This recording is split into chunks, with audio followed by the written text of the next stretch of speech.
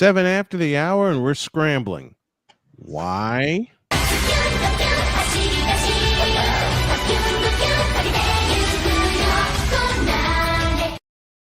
Yes!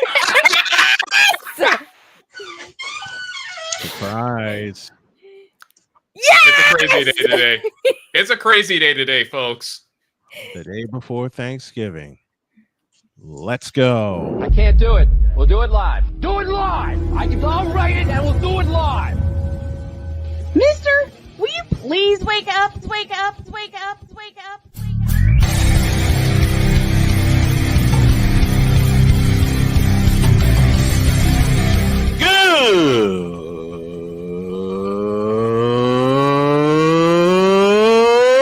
Good morning! Snowman here to all you Brock Purdy and San Francisco 49er haters. Shut up! I gotta thank you, Shane. I mean, whatever happened to the games where breaking 100 points was, I don't know, unusual?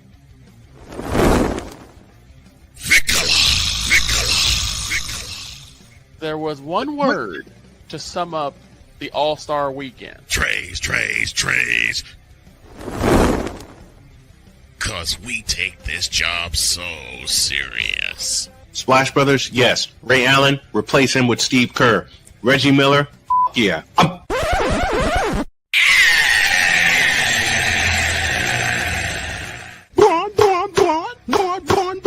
What in the all types of blue hell?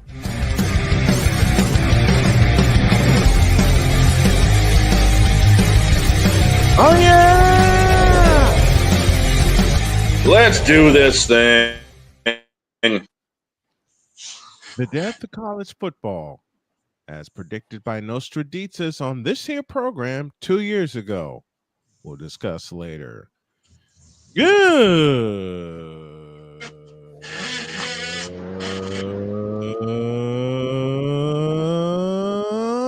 morning. Welcome to the Death of Football Wacky Wednesday edition of Snowman in the Morning. Glad to have y'all with us. The entire crew is here. And I made a promise. We didn't get a chance to do it yesterday because Jen's internet was out. I do have to make an apology for that before we do get into it. No, as you do well. No, you don't. I will anyway. I Give her know this we camera. were supposed to. You might as well Call for it. give me this camera, please. Thank you. Okay, I just want to make it clear, you guys. If you weren't here yesterday, unfortunately, we couldn't do Uma Tuesday yesterday. That's because shortly before the episode went live, my internet cut out. And at first, I thought it was just an issue here at home. I tried restarting the box and nothing happened. So we checked online on our provider's website.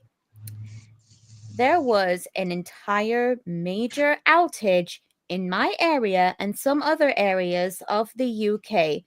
There was nothing that we could do about it. We had to wait and see what it was. After 2 hours, they updated that it was likely an issue of fiber damage caused by a third party. Needless to say, my internet did eventually come back 4.5 hours later. So I had to beg the guys to allow me to move Uma Tuesday temporarily for this week to today, officially making it Uma Wednesday. That's a mouthful. I am very thankful to them that they said yes, hence why we are early. So Snowman, Dawn, thank you very much for allowing me to do this today. You are welcome. Oh, by the way, I'm going to say this. None of that was your fault, Jen. None of that had anything to do with you. That's just we kept ISPs being ISPs. We kept trying to tell her that. I still felt the need to apologize regardless. Yeah. It's all that censorship in the UK.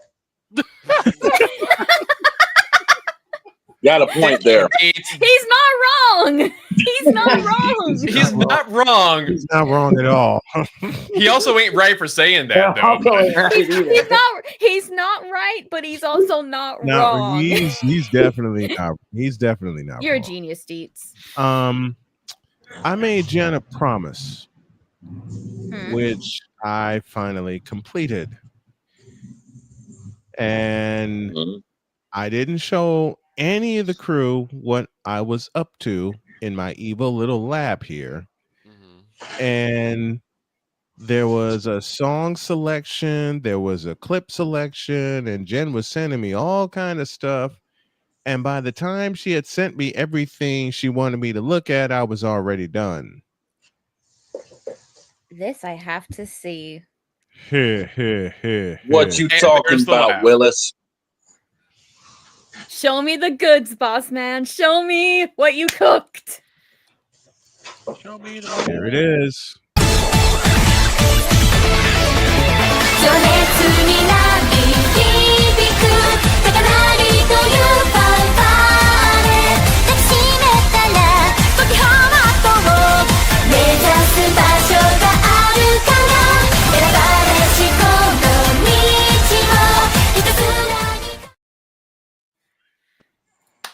Beautiful, beautiful. Brought to you by Wanna Parlay, the world's richest parlay. Yo, Uma Tuesday is actually sponsored now. Let's go. Visit the John Father and it's OTB, the off-track batting. That I'll debut next week. I didn't get a chance. I love how you chose my favorite song as well. Oh, I already told you when you sent me the selected songs you wanted me to listen to. I listened to that one first, and I said we have a winner. I just didn't tell you what it was. Next Frontier is my favorite as well. And now, here's Jen. All righty. Well, I promised a special intro for this one, didn't I? So, ladies and gentlemen, first of all, welcome to the world of Uma Musume Pretty Tabi. And after a delay, thanks to network issues and adverse weather conditions, we are finally live for the Autumn Tenno Show here in the Uma Musume version of Japan. I am, of course, here at the race exhibition where our 12 racers are ready. So, are you guys ready to meet them? Let's meet them. Have you got some music, boss man? I got a little something here. Oh? Actually, take it away. Hey, let's get this going, shall we? Bring in the racers, please. Thank you. We're going to be introducing our racers in order of post today, as well as revealing who the men have picked this week. So are you guys ready? We're ready. Bring it on. All right. First off, running in post 1, the lovable legend known in this world as the Beast. Today's 10th favorite to win. First of all, please welcome Grass Wonder. Grass Wonder. Now go. Thank you. Put it in your eyes. Next, we have one of our 3 newest additions this week. And yes, I said 3 additions. I know I promised 2, but I went the extra mile and delivered 3 for you. And here's the first one now. The legend known as the otherworldly front runner. The lady who loves to run and run and run.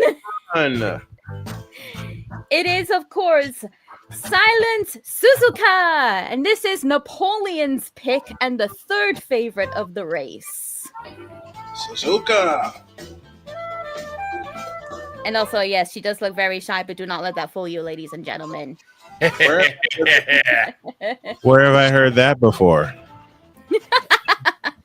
All right. Running in post 3, today's least favorite to win. And this is also Deets' pick. I'm sorry, Deets. Please welcome the racehorse who also shares a name with a popular film series, Mayano Top Gun. Top Gun. That's all right. What least favorite? We're still gonna buzz the tower. It doesn't matter. Oh, that's a negative, Ghost Rider. Tower would not appreciate that. We'll find out. I love it. Won't we? I love it. You. I love when this crew gets together. Next, let's wait till tomorrow. Next up in post 4, our second new addition. In the real world, she ran 113 races and never won a single one. In the world of Uma Musume, I have turned this lovable loser into a wondrous winner, the princess of the dirt, and the woman with unyielding determination. Please welcome Haru Urara. Urara, Urara, Urara. Oh, dang it. Put my shoulder out. I mean, that Put my works. shoulder out. Doggone it. Next. Next, the crazy diva responsible for the 12 billion yen incident. An absolute demon of chaos known for doing anything but training. You know who it is. You love her anyway. It's Gold Ship. Gold Ship, Gold Ship, Gold Ship. Go. Ow. Put my shoulder out again. And yet, the thing that Snowman showed earlier is of Gold Ship, and I did make that. And thank you for showcasing it again, Snowman. You are welcome. You are welcome. So now anything Uma Musume related that goes wrong, Put my shoulder out again. we could just blame it on Gold Ship here. Agreed? Yeah, agreed. Agreed. Anyway, Gold Ship is except the the Cleveland Browns because they have their own graphic. Anyway, Gold Ship has his own graphic. Anyway, Gold Ship is this week's 6th favorite to win, and Vikala has claimed Gold Ship as his pick this week. Yes, I have. I guess I am the chaos one. You already called me that. Next one. And next, running in post 6. Surprisingly, the Mafia Don wanted to get in on the picks this week. And this is the lovely lady that he chose. This horse is the 2-time consecutive winner of the Spring Tenno Show, looking to make a return to form this here in the Autumn Tenno Show. Please welcome the pick from the Mafia, Miss Mejiro McQueen. Hey, we had to feel like some sort of luck was going to happen. I mean, we're all Lightning McQueen fans here, so it makes sense. You know what I'm saying? Shut the hell up. I'm in Dogfather's off-track bar or off-track bedding or whatever. Go back to drinking, Commish. We don't need you. Wait, didn't the commissioner make a pick? But did she eat? That's the most important question. What do you mean? Did she eat? Did you play when you play the campaign? That's all she does is talk about eating. That's Oguri. It's all she does. That's Oguri you're on about. That's Oguri Cap, not Mejiro McQueen. I should eat this, but I don't want to before a race. And then the next one is I should eat. That's the entire campaign. It's awesome. Deets, that's Oguri Cap. That's Oguri Cap. And Stop speaking, the Oguri Cap. And speaking of you Oguri Cap, did not. Yes, I did. And speaking of Oguri Cap, she's actually up next in post number 7, the former ace of Team Sirius. She is back. Ain't anybody pick her? No, nobody picked her. I'll pick her. Why? Yo, not? the commissioner's picking Oguri Cap. I want to get in on this. All right, that is noted down. Thank you very much, Commissioner. A last-minute pick here by the commissioner for Oguri Cap. Yeah, this is what happens when we have OTB open first thing in the morning. All the riffraff comes in. You quit talking about riffraff. No one wants to hear about your sex life in here. Hey, look, you've been hanging out with old cockhead too much. Shut up. Right, well, I guess I'll go the rules. I was dying even before I completed the line. That lets y'all know how sleepy I am. When all right. Over. Let's Settle keep down, going. everybody. Thank you. Next up in post 8, today's second favorite to win and last week's reigning champion, hailing from the USA. Please welcome Taiki Shuttle. Taiki. Ow. Put my shoulder out again. Yes, Snowman. Taki Chips at what? Snowman, this was your winner last week. And what if I told you that this week nobody picked her? I'm surprised. Now watch what happens next. I am very surprised. We will see what happens. Running in post 9. The woman that frankly gave me nightmares about her catchphrase that Napoleon here still reminds me of every single Uma Musume stream. Bakshin!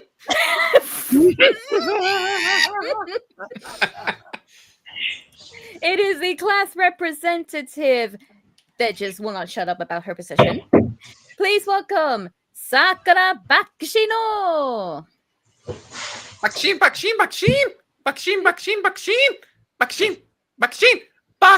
Sheen! Why is that going to be a soundbite next week? Why do I have a feeling there's going to be a couch heading my way after this? And just a reminder, folks, this is our last show of the week. We will be airing reruns all the way up until Thursday and Friday, which include our picks, and then Monday we'll be back to business. Go on, that sounds Jen. good. All right, next up. We do have that special on tomorrow, though, boss. What you talking about, Willis? Thanksgiving at Dogfathers. Oh yeah, there is that. More on that later. Right. Go on, Jen. In post 10, this is the favorite of the overall Snowman in the Morning crew, and also the reason why I had to make the rule that only one person could claim her every week. Ladies and gentlemen, the coolest Uma Musume around. Bad to the bone she is. The 5th favorite and Pizzle's pick to win. Take a swig if you can, folks, and welcome Vodka. Vodka? We drink! Get the Russians out of here. We're going to get canceled. We will not get canceled, compadre. You will not get canceled. I just drink. Get the Russians out of here before they cancel us. I'm not Russian, I'm Czech. They can't cancel us. Why? We drink. We drink. We drink. Oh my god. You guys are crazy. You guys are we are so getting canceled on Twitter. What is this Twitter you talk about? It's not vodka brand. All right. Next up, and I gotta keep it down because my wife's making phone calls at the moment, so I gotta be nice. Next one. Yeah. Next up, our third and final new addition this week. You guys may recognize her if you will watch the Uma Musume anime. She is the main protagonist of season 1, and today's #1 favorite to win, claimed by the dog himself, Shane. Please welcome to the stage the person striving to be your favorite Uma Musume, the best around. Please welcome Special Week. Special Week. Yeah, I got a feeling. I got a good feeling about this one. Special Week. We drink. around. Special weekly drink. Ooh. That doesn't even make any sense. Oh, just wait until I finally get Mijo no Bourbon. Bourbon? We drink. Bourbon. Give me bourbon. We drink. Where's Stone Cold when we need him? Bourbon. We drink. Bourbon, not barbecue sauce. And bourbon, finally, we drink. Bourbon. We drink. Doggone it. Commish, keep it down. Oh, yeah, they're all coming out. Finally. Did somebody mention something about drinking? That's not allowed. Will you keep it down too? Oh my God, they're all coming out of the woodwork today. And finally, running in post 12, today's fourth favorite to win. The bad girl. The Uma Musume striving to be number one. The one Uma Musume that you will always remember. When you think of any great race, she wants to be the one you think of. Please welcome.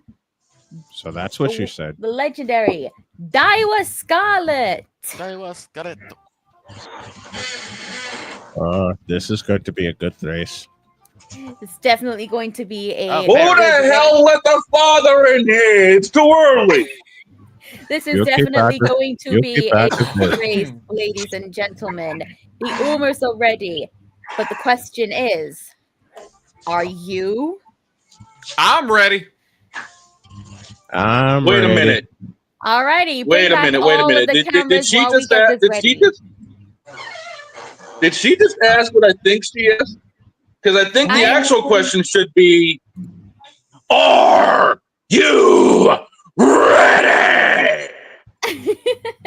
Will you quit making all that noise in here? No one wants to. Oh, never mind. The joke is too easy. Shut up, Boca. Yeah, we don't need it. Let's do it. Oh my gosh. Alrighty. If this is going to be Let me get this ready. If this is going to be how Uma Tuesday is, dear God in heaven, we're going to have a hit. We're going to have a hit. Lord in heaven above, yeah. All right. Ladies and gents, I'll see yous in the winner's circle. And all bets have closed. All right. Now to the track. What y'all mean all bets have closed? Oh, I run the OTB around here, and the bets have closed because we're about to start. You guys Let's ready? do it. Here we go. Let's do it. As you can see, we have all of our racers lined up here. Are you all ready? Let's do this thing.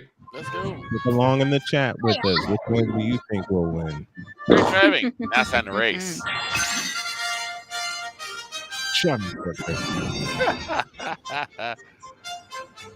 Reminding me of practice. We talk about practice. There she is again. Got it. 1番人気の紹介です。ここまで無敗、2冠馬娘スペシャルウィーク、実力は負けていません。2番人気、ここまで無敗、2大マイル戦覇者、待機シャトル、注目の2冠馬娘、ダイワスカーレット、8枠12番での出走。Are we ready for a good race, ladies and gentlemen? I'm ready for it. And they are. Fine, let's go. Great balls to fire. Let's go. この2人が競り合っているぞ。これから第2コーナーへかかっていきます。期待通りの結果を出せるか。1番人気スペシャルウィーク、サイレンス鈴鹿、快調に飛ばしていきます。先頭集団を見ていきましょう。さあ、花に立ったのはサイレンス鈴鹿。このままリードすることができるか。We've got a pretty good fight up front from the looks of it. But can anyone catch up to Silent Suzuka? Machine, back off. I was pulling up. Oh, Scarlet is coming. Let's go. Scarlet is coming. Let's go. そしてその内から行ったのはマヤのトップガン、待機シャトル、並びかけてきた後ろオグリーキャップ、そしてその外を回ってメジロマックイーン、グラフワンダー。Oh, who's all? Oh, Gold Ship's gonna all. Uh-oh. Uh-oh. The gold ship jump scare. The gold ship jump scare. Suzuka's still holding that lead. Coming into the final stretch, she's still holding that lead. She's about to be out of here. Uh-oh. Uh-oh, that's a special week jump scare.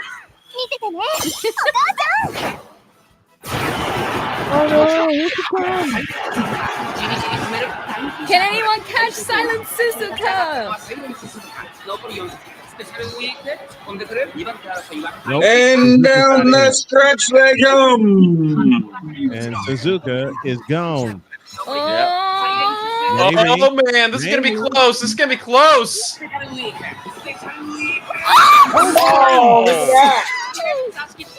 Special week. Wow! She pulled through at the very tail end. Man! By a length it was. Ladies and gentlemen, there is your results. Silent Suzuka held the lead all throughout the race, but right at the final hurdle, Taiki Shuttle and Special Week pull through ahead. That is, Special Week finishing in first place, Taiki Shuttle in second, and Silent Suzuka in third. That has been your Uma Wednesday. Congratulations to Special Week and the dog on this week's victory. Man! We drink! Man! Napoleon, you came so close. How do you feel? Man! That was a nice race. That was very tight. That was very tight. That was very tight. Because yes, Napoleon, it is you. Special week wins by a nose, literally. All right, am I clear to come back now? You're clear. All right, you can. Okay. You can go there. That was a brilliant. That was a brilliant race, I must say. Absolutely. And you're good as an MC, girl. I am? Yes, you're great as an MC, girl. Thank you. Don't ever doubt yourself. Someone's been taking notes out of my book. Joining me here in the winner's circle is Special Week. This week's winner. Dawn. Special Week pulled it out. Dog, how do you feel right now? Well, quite frankly, I had a good feeling about this horse. I knew the track conditions were going to be great for her. And, granted, things had to come to the final stretch, but I knew with that acceleration right at the end, she had a good shot. And here we are, celebrating a huge win. I will definitely say that. And Silent Suzuka holding the lead throughout the entire race, only at the last minute to be overtaken by not just Special Week, but also Taiki Shuttle. Napoleon, how do you feel most of all? I'll say this though, it was more exciting to view than the Raiders game was on Sunday. I feel like she was managed by Billy Bean. Ouch. Oh. I also would like to say this. Gold Ship out of nowhere, coming in fourth place. It was tight. She was almost there. So how does that make you feel, Vic? I'm just happy to be here, and I enjoy watching the races. Gold Ship has a future. She's got lots of potential. All right. Well, the points will be added to all of your scores, depending on where you placed. I'm still going to keep the 1 to 9 scores, meaning whoever placed 10th, 11th, and 12th, they don't get any points. They don't score. Yeah. I think that's only fair we keep to those scores. That's fine. That has been this week's Uma Tuesday, now Wednesday.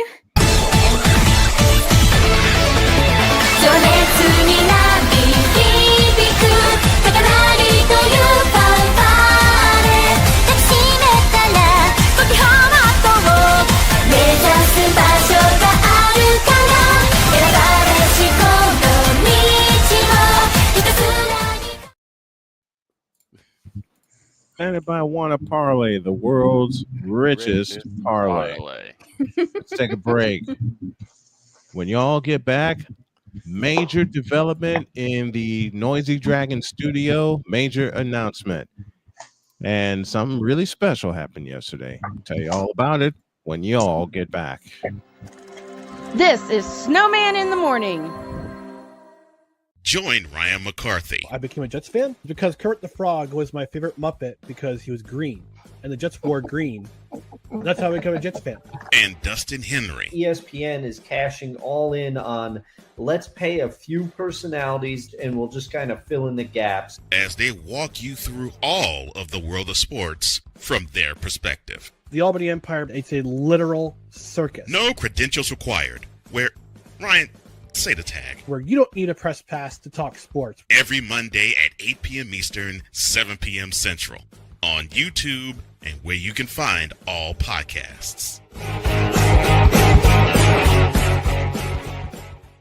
Oh, yes. The tradition, the pageantry, the spectacle, the history, the slut. Wait. I gotta rep my brother's stuff right. All my DMV soldiers, stand up! And welcome to the Commander's Gridiron Report. You want your commanders to be repped right? Well, D. Willie is your man. Commander's Gridiron Report. Every Tuesday at 11:05 a.m. Eastern, 10:05 a.m. Central. On the Sotoba Media YouTube channel. Music by J. Cool. Where my soldiers, right side, commanders. Where my soldiers, left side, commanders. Join the transporter to Hades. Your butt and gut becomes one. Join the reformer of hooker whores. This is my daughter, Placenta Booty Johnson. Join the bronze god. Whenever you are in distress, take off your baseball cap and throw it in the air. Join your very own superhero of broadcasting, Chris Bass. So whatever color crayon they get, they palm it and do 2 circles, and that translates to, I can beat up black people. As he takes you through the week's paces in Baseline. Live every Saturday at 8 a.m. Eastern, 7 a.m. Central, No, Pacific Time Zone people, just stay asleep when this is on live and just catch the recording. Oh, I'm sorry. Exclusively on the Chris Bass YouTube channel.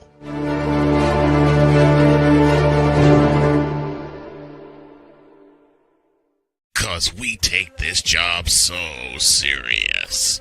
I'm on Alarm Island. Give me them cocks! Okay. What in the all types of blue hell? This is Snowman in the Morning.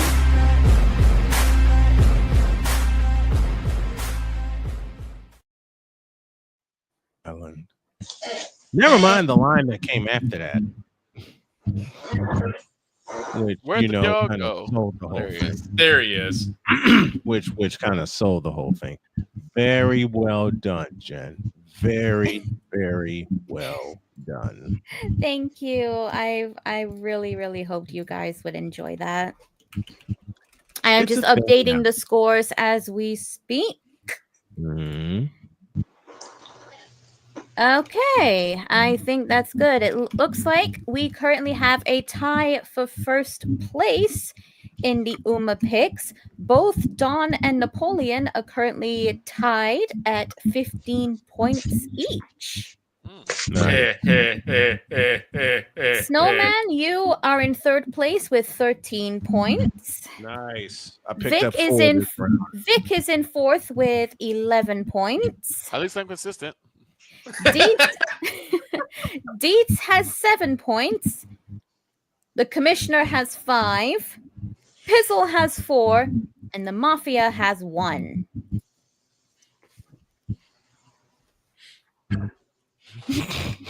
Okay. That's what happens when you come in 9th place, Mafia. Victor, I hate you. What'd I do? Quote, at least I'm consistent which is far more than what the Raiders and the Browns can say. Close quote. That was a brilliant race. That was absolutely brilliant. And run by a brilliant hostess. And I think for next week, what I'm going to do is I'm going to work on redoing a couple of careers for some of our racers here to see if we can improve their conditions and make for a fiercer race next week. And I'm going to work on a better presentation for our hostess. Ouch, Ryan. Ryan McCoffey, you did not have to go there, buddy. You did not have to go there. I might send you some music to use for the Racers Showcase as well, Snowman. I'm gonna say this is the joke. I already got what I might use for the Racers Showcase. I can send you one from Uma Musume, though. I'm gonna say this is a joke and a joke only because I know he's trolling. Dear Damien Hernandez, bleep you. Victor's more consistent than CeeDee Lamb's hands. He wasn't wrong because CeeDee's hands were not there on Sunday. And then Ryan couples it with, to be fair, so are my Jets. That's also the Jets can't even decide on a quarterback. Lord knows. Neither can the Browns. The Browns forced themselves into this situation. We'll talk more about that during the NFL segment. Yeah. Give me this camera. Okay. Oh boy, here we go. Last night, I was contemplating with all the fundraising efforts, and I want to thank everybody that's contributed to the call so far and helping me get back on air. I really, really appreciate it, number one. And number two, I had something happen last night. Fellow ID'd by MS Delta dropped me a big donation yesterday, and I have now ordered my laptop. Woo! Let's freaking go! We got one of the upgrades on the way, and if all goes well, in 2 weeks' time, I will order the central computer, my desktop. All right. So we got a two-part thing in motion right now, and this is just my time to say thank you to everyone who has thought of me, who has thought of my family, and who has thought of the crew here that wants to help everyone get upgraded and upscaled. And I appreciate you guys so much. If you would like to help out the cause, I'm looking for the banner. Here it is. You can donate here at gofund.me/Snowman's Road to Recovery. And if you want to help us in the interim, the immediate help to me and my family is right here through Cash App, $Tallman, Dr. K50. And that banner will be up throughout the course of the show. And I appreciate you guys very, very much. Now, Dog and Jen have a little unfinished business. Oh, wow. As a matter of fact, we do, because... You know what? Shall we have Napoleon join us as well? Whoa. I think Damien just killed my bronzexual confession for the day. Damien! Not alive. Damien, you little... I don't even know what to say because I don't want to upset the radio people. So just you little. He didn't lie. No. He's not wrong, but he also ain't right. No, he's totally right. Anyway. He's totally right. Hey, Don. Okay. Hey, Don. Yeah. Since Napoleon wasn't here yesterday for it either, can we have him join on it too? No. Boss, we got time? Yeah, we got time. Then let's do this thing. You're making picks too. You're making college picks too. All right. You know what? Screw it. Let's do it. Woo! All right. Deets, do you remember how you picked? Because I've got everything noted just in case. I got everything, yeah. All right. Then let's hit part two. Napoleon. I'm gonna keep Deets down. Still dealing with technical issues. So, Deets, give me a signal if you want to add in anything, and I'll unmute your mic. All right.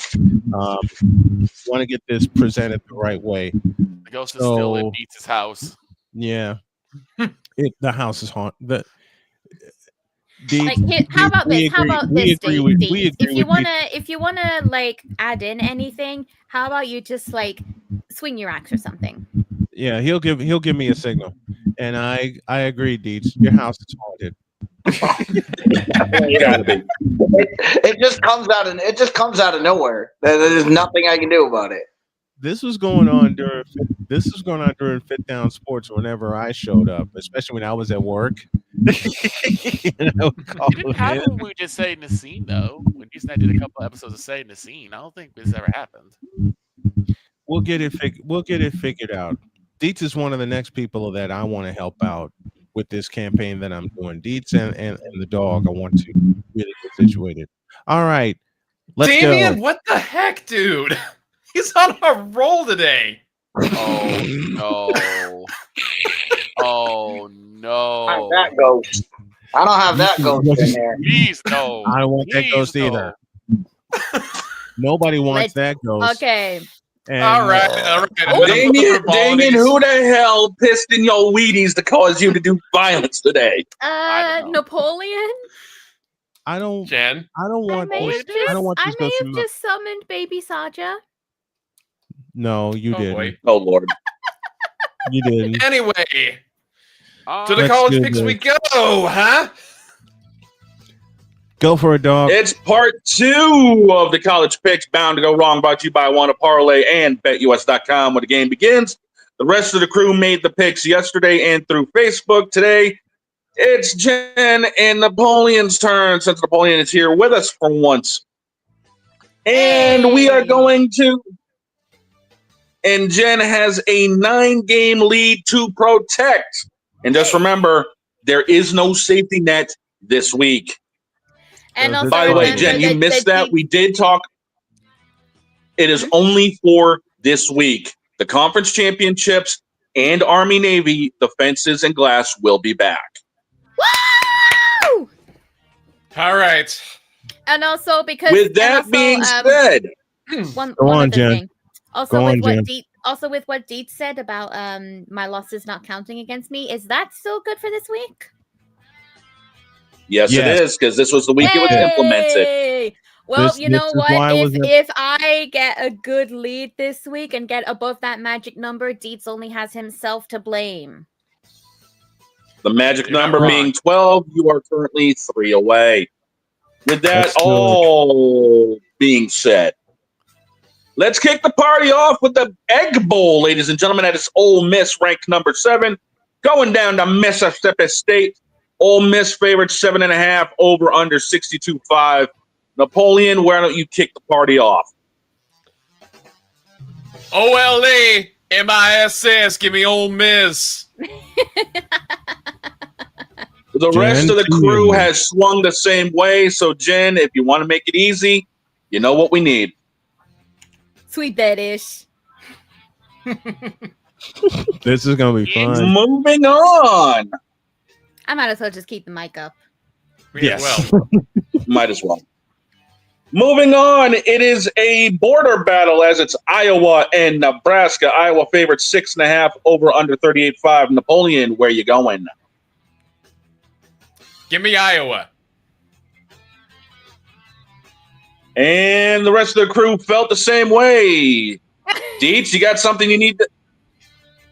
Did Deets have something to add to this one? Deets is good. Deets is good. Then we need 3 words. Okay. Another time. Sweet that ish. Next up, it's a battle of Atlanta as them Dogs of Georgia travel to Georgia Tech.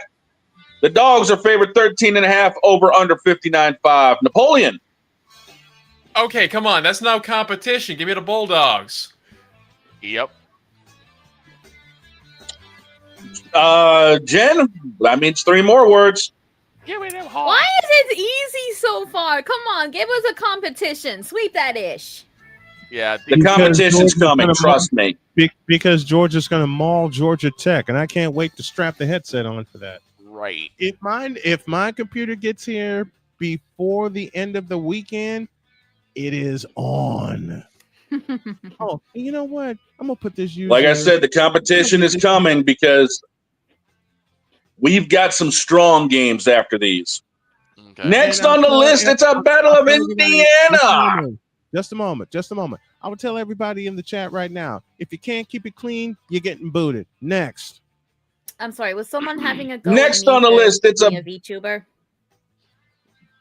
Or for being a girl. Later. I'll explain later. Next. Not cool. Next on the list, it's a Battle of Indiana as them Hoosiers travel down to Purdue. It's a country mile for Indiana. Napoleon, do we even need to ask? No, you don't, because the answer is going to be the Hoosiers. Yeah, basically Which means 3 more words, and then we get to the juiciness. All right. Hoosiers, Swedish. There you go.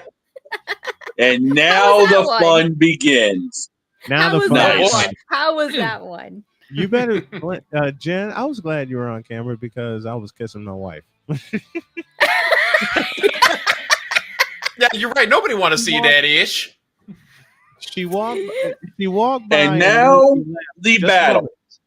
Just a moment. She walked by and made me laugh, saying, "Nope, you're just wrong." And then the camera was on Jen, and then she snuck in here and gave me a kiss. Now the party starts.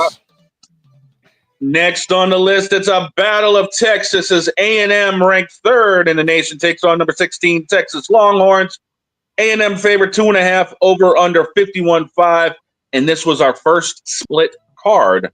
So Napoleon, which way you going? Ooh, tough one.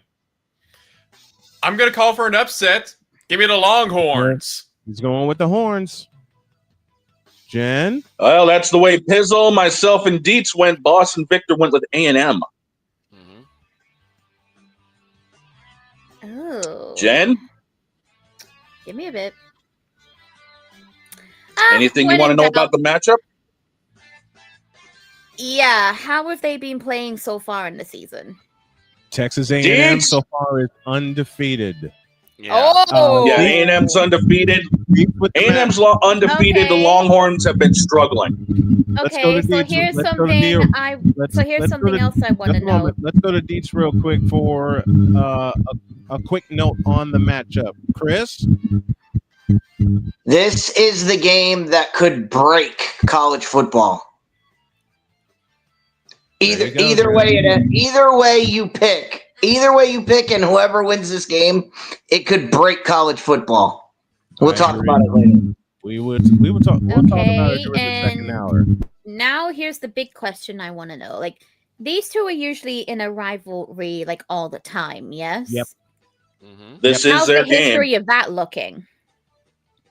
I mean, history-wise? Yeah, like history-wise, who keeps winning? 3 of the last 4, I believe, were won by A&M. Then give me A&M. Okay. All right, there we go. Next on the hit list, it's a Battle of Arizona as... Fabian, no. No. Leave the A's and the Raiders out of this. That comes later, Damien. That comes later. Oh. Guys. Oh.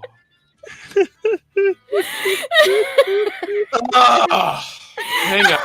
Hang on. I need to put on the hat, and then I need to do this. He's in distress. Whenever he's in distress. Whenever you are in distress, take off your baseball cap and throw it in the air. Hey, Next Damien. one, Hey, please. Damien. You know what you are? You know what you are? Troll. Bears fan. Troll. Troll. Use a troll. I said that use a troll. Troll. Shut up! Next one, please. Dear God. Next one on the list, it's number 25, Arizona traveling to number 20, Arizona State. This was another split card. as Arizona is favored by 1.5. The over-under is 48.5. Oh boy, Arizona and Arizona State. Yep. Or as Mr. McCarthy called it, the Scum Devils and the Mild Cats. What? Wow. Yeah, Ryan McCarthy put that one up yesterday. McCarthy, you ain't right for that. Not at all. McCoffee, I love it. Yeah. Give me the Sun Devils. Oh, he's calling for the champs. He's okay. calling for AZ. Split card to Jen and to answer her question. Oh no. About. Hold on one moment. I'm being called. Okay. We'll have to come back to that too. We'll come back and get her picks. Let's roll. Let's roll on. All right, next one on the hit list. It is the Iron Bowl for Saturday as number 10 Alabama travels to Auburn. Bama favorite 6.5 over under 46.5. Roll Tide. Give me Bama. Next one. Can you guys could you guys please give me a bit? I have been asked to go downstairs. I'm so sorry. It's fine. You're fine. You're fine. Go take care of We'll business. come back and get your picks during the second hour. Okay, I'm so sorry. Go. It's good. Go. All right. So.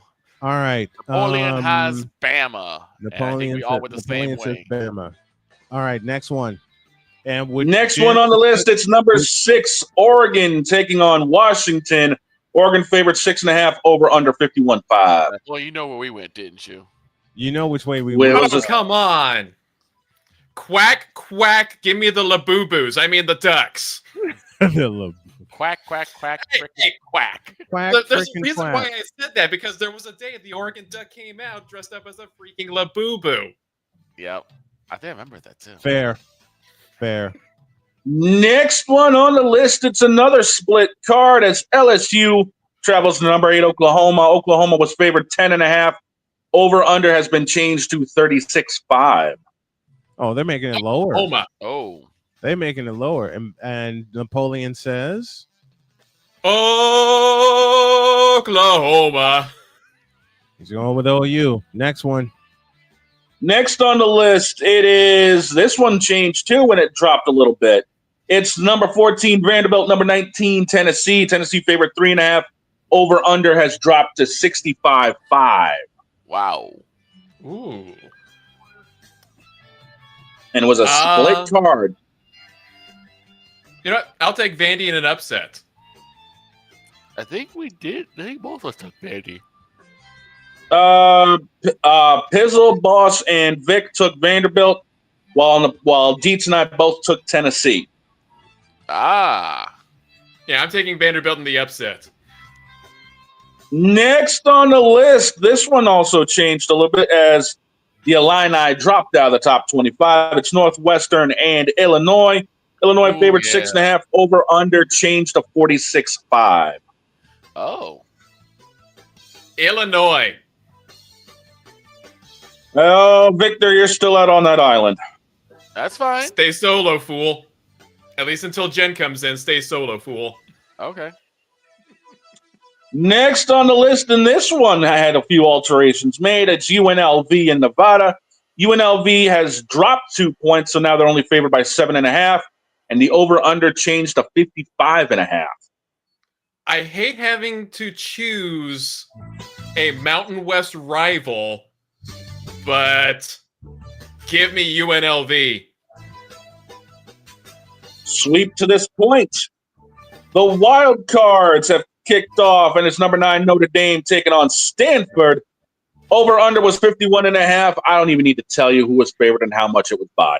No. I can already tell it's those gold helmets most likely favored. Give me the Fighting Irish.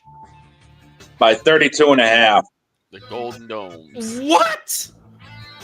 I'm not kidding.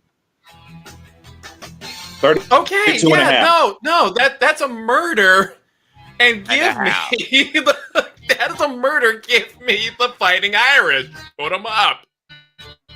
Next on the list is Virginia Tech taking on number 18, Virginia. The over-under is 53.5. Virginia's favored now by 8.5. Over the Tech? Yes. Then give me Virginia, not the Tech, just straight Virginia. Next on the list, it's another border battle as Mizzou takes on Arkansas. Missouri is favored 2.5. Over-under has changed to 57.5. Mizzou. Just don't put me in misery. I'm still out on an island because I got Arkansas in the upset. Next on the list, it's Cincinnati and TCU. The Horned Frogs favored 4.5, over under 57.5. The Patrick Mahomes have voted for TCU. Patrick Mahomes here. Doggone it, Vic. Patrick Mahomes here. Give me them horny toads. Okay, then. When we did this, which means Pizzle's out on an island because he took Cincinnati. When we did this yesterday, there was a trio of Kermits. And they all picked TCU.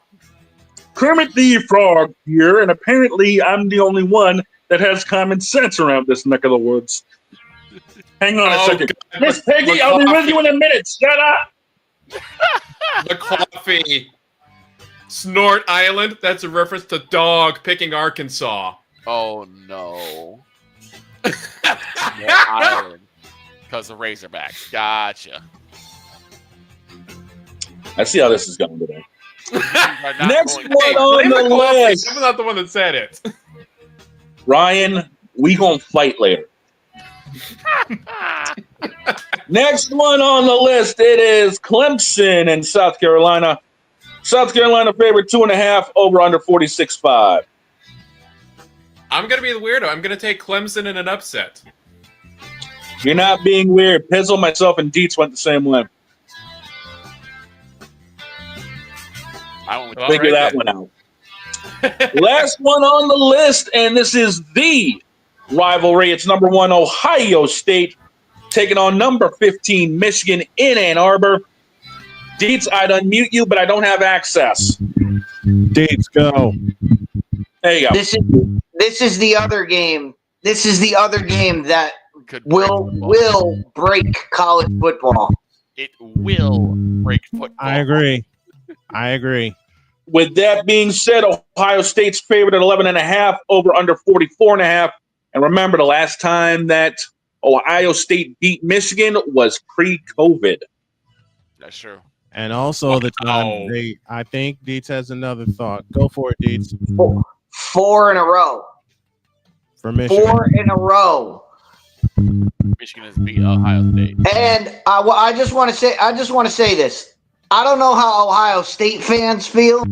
I know they're buzzing about Ryan Day won the national championship last year.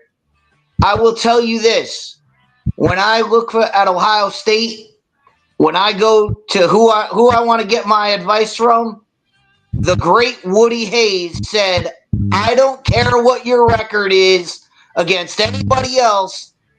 Did you beat Michigan? That's what you're judged by." Woody Hayes said that. So I'm going with it. Ryan Day has not beaten Michigan in 4 straight. True. No lies there. You know what? Let's see that curse get broken. O-H-I-O. Give me them Buckeyes. I think we went the same way, too. I'm going with the I went with the champs. I did. I went with Michigan with the upset. Gotcha. You stay on that island right now, man. I'll echo the Queen's words, and I mean this kiddingly. Stay solo, bitch. With that note, we'll get her picks during the second hour, which we are currently in. Boss, I believe we have a break scheduled. We absolutely do have a break scheduled. Those are your picks, sure as hell to go wrong, presented by Want a Parlay, and also by BetUS.com. Both of our betting partners getting a hand in on the picks this year. A break, and when we come back, there's a button I need to push. Oh, no. Back in the deuce. Adios. This is Snowman in the Morning. Drew Willingham. In this case, yeah, you put the blame on Kyle Shanahan for apparently not preparing the team enough for the overtime rules, supposedly. Cole Johnson. Peyton was considered the winner, and he was the darling of all darlings for Gerald. With a special appearance by Tyrone Alizé McDummy. Ain't nobody calling me. Text. Delete. Join these two football enthusiasts as they give you Total Football Talk. Live every Monday at 4 p.m. Eastern, 3 p.m. Central on the Sertoba Media and the Comey Media YouTube channels.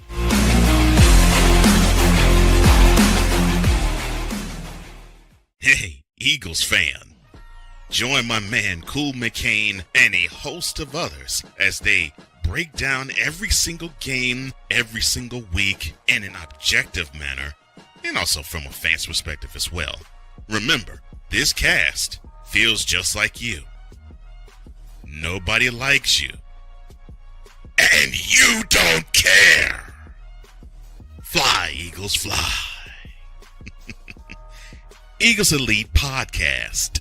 Every Wednesday at 8:30 p.m. Eastern on YouTube and other podcast outlets.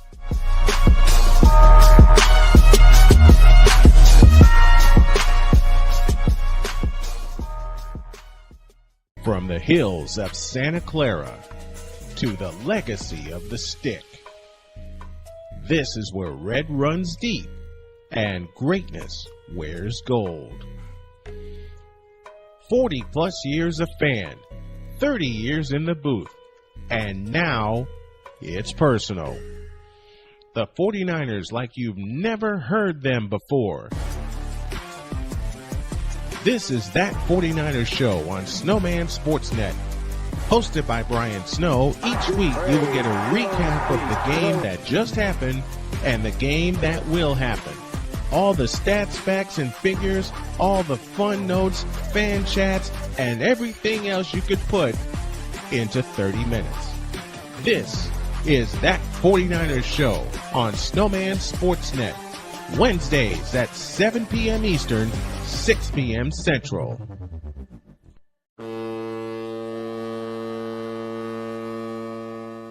Cause we take this job so serious. What are we doing? What in the all types of blue hell? This is Snowman in the Morning.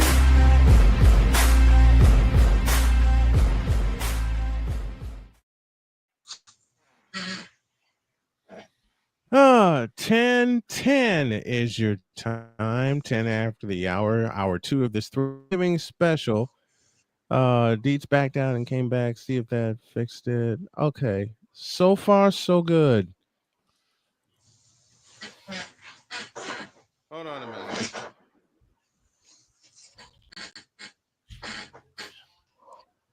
I'm having a fight with one of my friends, Trey Larkins, about Shedeur Sanders. I'll talk about that separately. Oh no!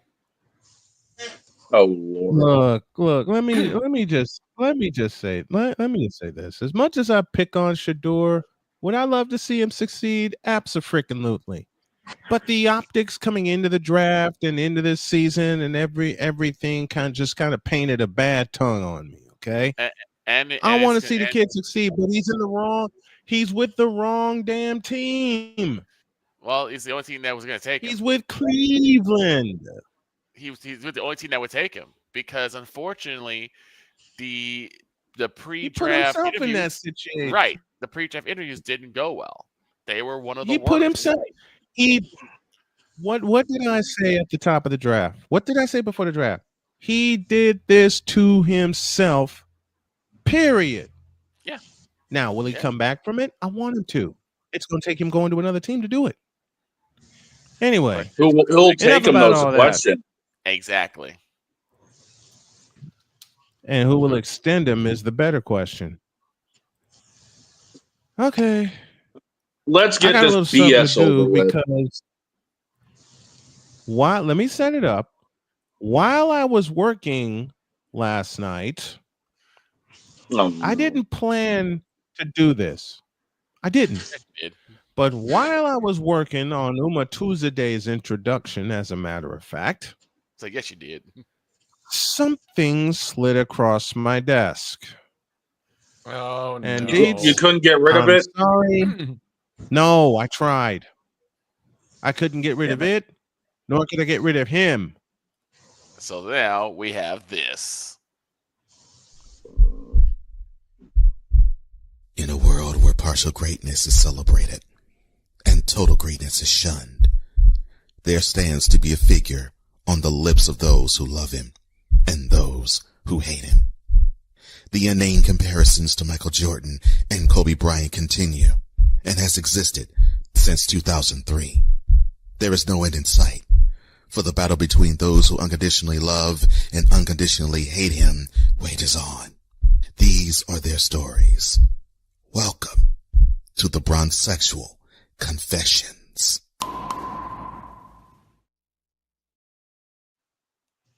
I gotta find a button here. And oh man, I really don't want to do this. But as we had a great talk with Cole Johnson last week. That we did. Cole Johnson, of course, had us all laughing. I'll explain it the way he explained it. This was supposed to conclude. This was supposed to be, for all intents and purposes, done. And yet, this was supposed to have been concluded right after COVID. And yet,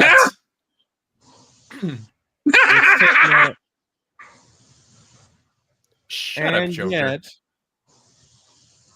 it has taken on. Oh, I'm sorry. that feedback. I'm sorry. It has made me do this. You golden blank stupid black skeleton and blinking black punk are you trying to do? Of all that low dirty. Pretty much. Damien, it's not just your Thanksgiving. It's not just your Thanksgiving. Yeah. So I had a conversation with a Bronzexual. What you mean? What you mean? I was trying to shoo this sumbitch off and keep working. I was trying to Good tell luck with him, thank you. I was trying. You know what I even did? I even did this.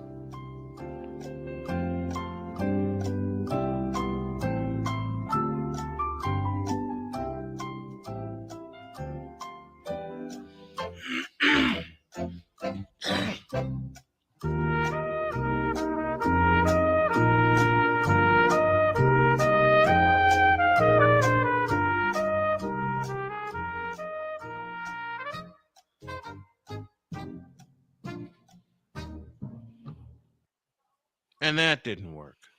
How about? Well, obviously they need more than 30 seconds. I even took Damien's suggestion and had a shot of tequila. That didn't work. What? I had a shot of rum. What? What? My wife even made me an adult smoothie. What? What? With rum in it. What? What? With tequila in it. What? What? With rum shada in it. What? What? We drink. What? And none of it worked. What was that ish went right through me and made me as sober as Magic Johnson watching the current Lakers. Oh boy. Did I? Because McCarthy, I was able to avoid it because I had 3 of these, 40 ounces apiece, full of water. There you go. What exactly was said? Yeah, what did this fool say? This absolute idiot. God help me. He said, "Quote. Quote. LeBron is back. The Lakers will get better. And there's nothing no other team can do about it. That's a lie. Close quote. No, rewind that. Rewind that. Close. No, rewind that. What? That's a lie. I will say it again. And Victor, I got a present for you coming after the show. Uh-oh. I found something. Oh boy. Oh dear. He said, quote. Quote. LeBron is back. And there's nothing that any other team can do about it. Besides the Rockets and the Spurs. Close quote. Besides the Rockets. Just a moment, Victor. Oh, there's only one thing I have to say about LeBron in this case. The Warriors. You spell it. The Nuggets. I Wait, what is that? Zip. Hemorrhoid. It's how you spell hemorrhoid. Gotcha. Hemorrhoid. Now, to my buddy Ryan. Thunder. Yep. To my buddy Ryan,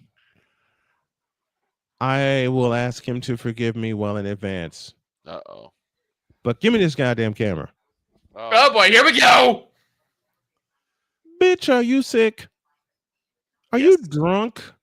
Yes. Are you stupid? He drinking the brown liquor. He drinking the LeBron liquor. What kind of stupid are you? Exactly. Are you drinking? How much of the LeBron liquor have you consumed? Wait, don't answer that. How much of the regular liquor have you consumed? Wait, don't answer that either. Oh my goodness. How much of... No, don't answer that. See this? Those are the goats. You mix in a little Julius Erving, Magic Johnson, and Kareem Abdul-Jabbar, and you have a starting lineup of goats that LeBron can't even crack. He won't even crack the team that I assembled. Now, as I said, how much of the... Never mind. I can't ask that.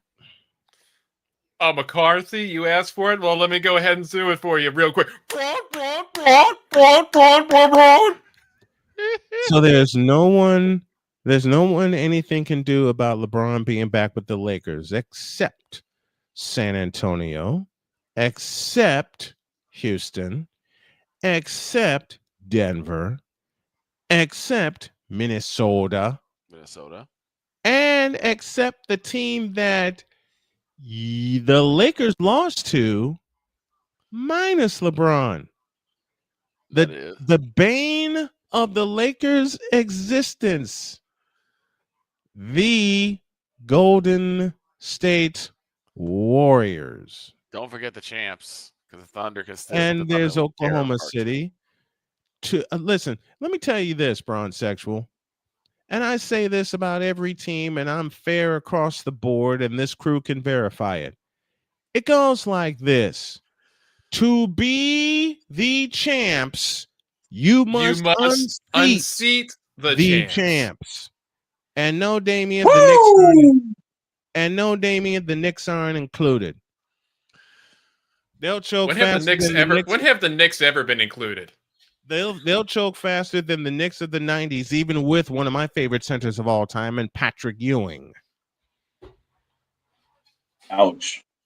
Let me say it again. The Lakers and the rest of the Western Conference, and the rest of the NBA for that matter, have one mission. And I don't think anybody will accomplish this mission. It goes like this. To be the champs, you must unseat the champs. The Lakers aren't even close. The Lakers didn't even get out of the first round last year. They did Damian, not. Damian, I know you tried with the Knicks. I understand that, but the Knicks will choke harder than they did against the Bulls in 1993 when they had Game 5 in the Garden in their back pocket. And then Charles Smith happened. Do I need to explain that final sequence?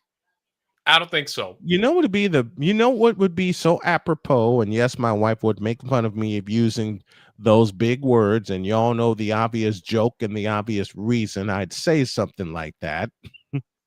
Victor, you've known the joke for as long as you've known me. Yep.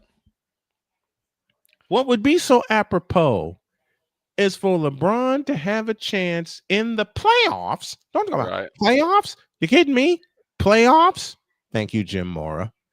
Yeah. For LeBron to have a chance to win, to win a game in a playoff series, to keep the Lakers alive, and he gets stuffed like Charles Smith. Right. And I don't mean the good way either. A 6'10" forward and Charles Smith out of Pittsburgh. Thank you, Joshua Kelly. Playoffs. A 6'10" forward getting stuffed by a 6'7" forward with long arms, more quickness, and more propensity to the ball. That would be so apropos for LeBron. 6'8", 250, can go to the hoop anytime, but he's too chicken to do it. Matter of fact, he's too chicken to work on his game, and has been too chicken to work on his game. For 23 years, he's been nothing but a chicken in the NBA.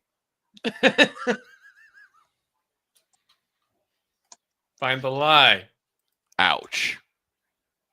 Matter of fact, LeBron is so chicken, he went to the G League and complained like the little bitch that he is. That's how because the man's got LeBron such an is. ego. Because he had to watch his son play. He's like, oh man, he's worse than me. Yeah, but he's saying about that about both his sons. I don't know about Bryce yet. Bryce is unproven. We'll see what happens there. Small. No, that's not. Although fair. I will give Bryce a chance because he's playing at one of my favorite schools in Arizona. I'll say that's. I will give him that. But LeBron, that little chicken ruined the NBA with his damn jumper and his damn traveling and his damn bending of the rules. You little. I said this on March 29, 2022, 3 days before I went into surgery, and I will say it proudly right here. This is the moment Victor's been waiting for, but I'm going to do this one live. LeBron James is trash. Wow. He's not just trash. He's not just trash. Hang tight, LeBron. Napoleon. Infinity trash. Oh, hang tight, Napoleon. LeBron James is trash. Has been trash. Will forever be trash. Little chicken motherfucker. You. You and you bronsexuals for fucking up fandom, fucking up the league, and god dang it, fucking up the NBA in every fucking damn way that you can. You little bitch. You little fuck. You stupid fuck. You stupid fucker. Or as my son would say best, stupid fucker. Lord you. Have mercy. Dear bronsexuals, fuck you. Here we go. Here we go. Dear Facebook for allowing bronsexuals on. Fuck you. Dear ESPN for shoving LeBron down our throats and up our asses for the length of his entire career, which now spans 23 years, and it's only gotten worse with the return of the NBA to NBC and Peacock. Fuck you. Fuck you. you, you, you, you, you, you, you, and you. Now do me a favor. Get the out of my face, you thirsty bitches. In a world where logic and sense flies completely out the window. Doing this before Thanksgiving? Because yes, LeBron, it is you. It has always been you. It always will be you. Forever and ever and ever and ever. Amen. Now, as I said, dear Bronsexuals, you.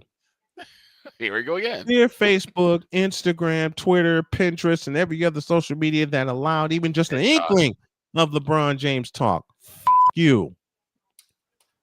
Dear ESPN, which is why your company is in the right now, and I hope it stays in the until you get back to talking sports. That's a rant for another time. Dear ESPN, for allowing bronsexuals on your platform, Stephen A. For allowing bronsexuals on your platform, Ryan Hollins.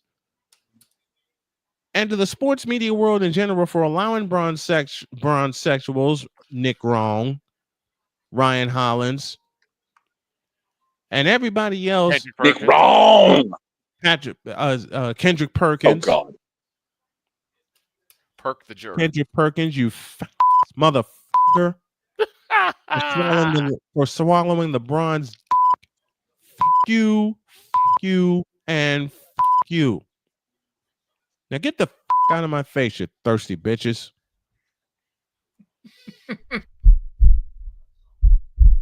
In a world where logic and sense flies completely out the window, while purple and yellow glasses are donned, rises a figure who encourages ridiculous, undying loyalty. Good Lord, I'm about to throw up. This has been yet another installment of The Bronsexual Confessions.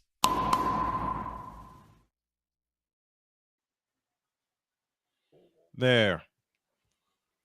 And oh, by the way, to all y'all who think he's better, take this. Michael on the drive across the lane. Turnaround shot. Got it.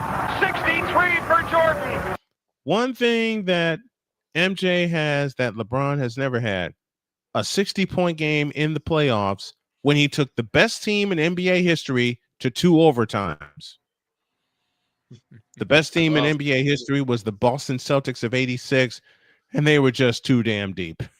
As well as leading the league in scoring and steals. 3 times. Yep. Several times. Listen. 88 Defensive Player of the Year. Listen. We can go through all the stats that we want. I will just point to a couple. And they are? LeBron's only led the league in scoring once. And that came via the last game of the year. MJ did it 10 times. 10 times. 10 times. Not 9 times. 10 times. That's for you, Pizzle.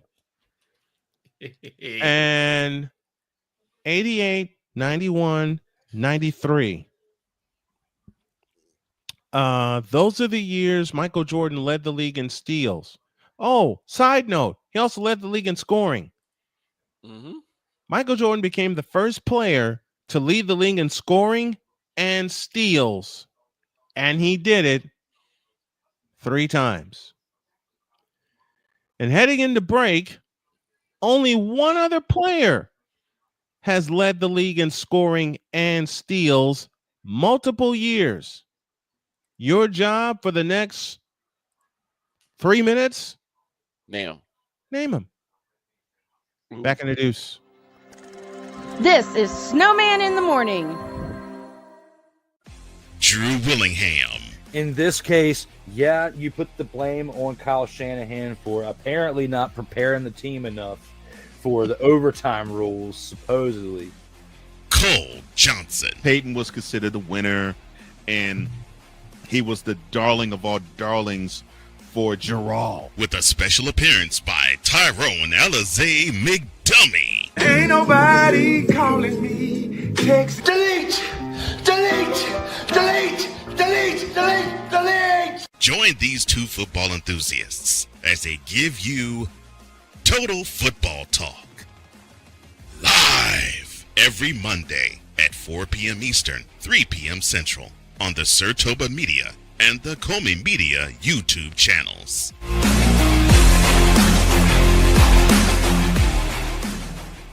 Hey, Eagles fan. Join my man Cool McCain and a host of others as they break down every single game, every single week in an objective manner, and also from a fan's perspective as well. Remember, this cast feels just like you. Nobody likes you. And you don't care. Fly, Eagles, fly. Eagles Elite Podcast. Every Wednesday at 8:30 p.m. Eastern on YouTube and other podcast outlets.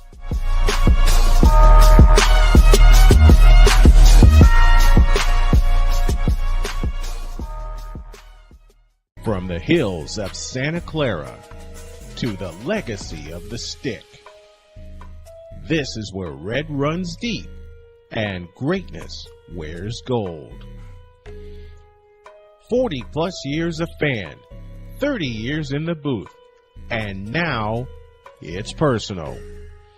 The 49ers like you've never heard them before. This is That 49ers Show on Snowman Sportsnet. Hosted by Brian Snow, each week you will get a recap of the game that just happened and the game that will happen. All the stats, facts, and figures, all the fun notes, fan chats, and everything else you could put into 30 minutes. This is That 49ers Show on Snowman Sportsnet. Wednesdays at 7 p.m. Eastern, 6 p.m. Central.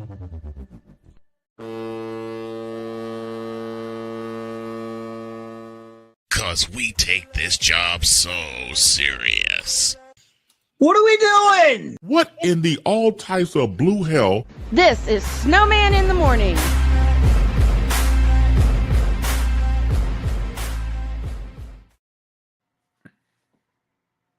The answer to the trivia question. The only other player to lead the league in scoring and steals multiple times. And McCarthy has brought up some good guesses, including Oscar, Julius, Larry Bird, Abdul-Jabbar, Karl Malone, and none of them are correct. The correct answer, y'all ain't going to believe this, Allen Iverson. AI. That doesn't surprise That's a name me. I haven't heard in a long time. Now, That's a name I haven't heard in a long time. we got a little while before Allie gets here. Okay. And I'm going to let Dietz have the floor, but first I got to give him this.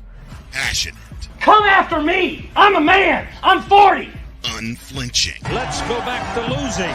Parking was easier. Unrelenting. They're not going to keep him off the field tonight. Totally. This one has a chance. Dietz.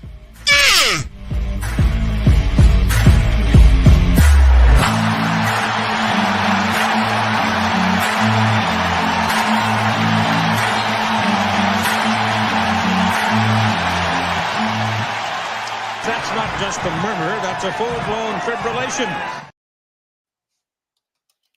This is the weekend college football goes dead. And Dietz will explain why. All Take right. the floor, my brother. You're good. All right.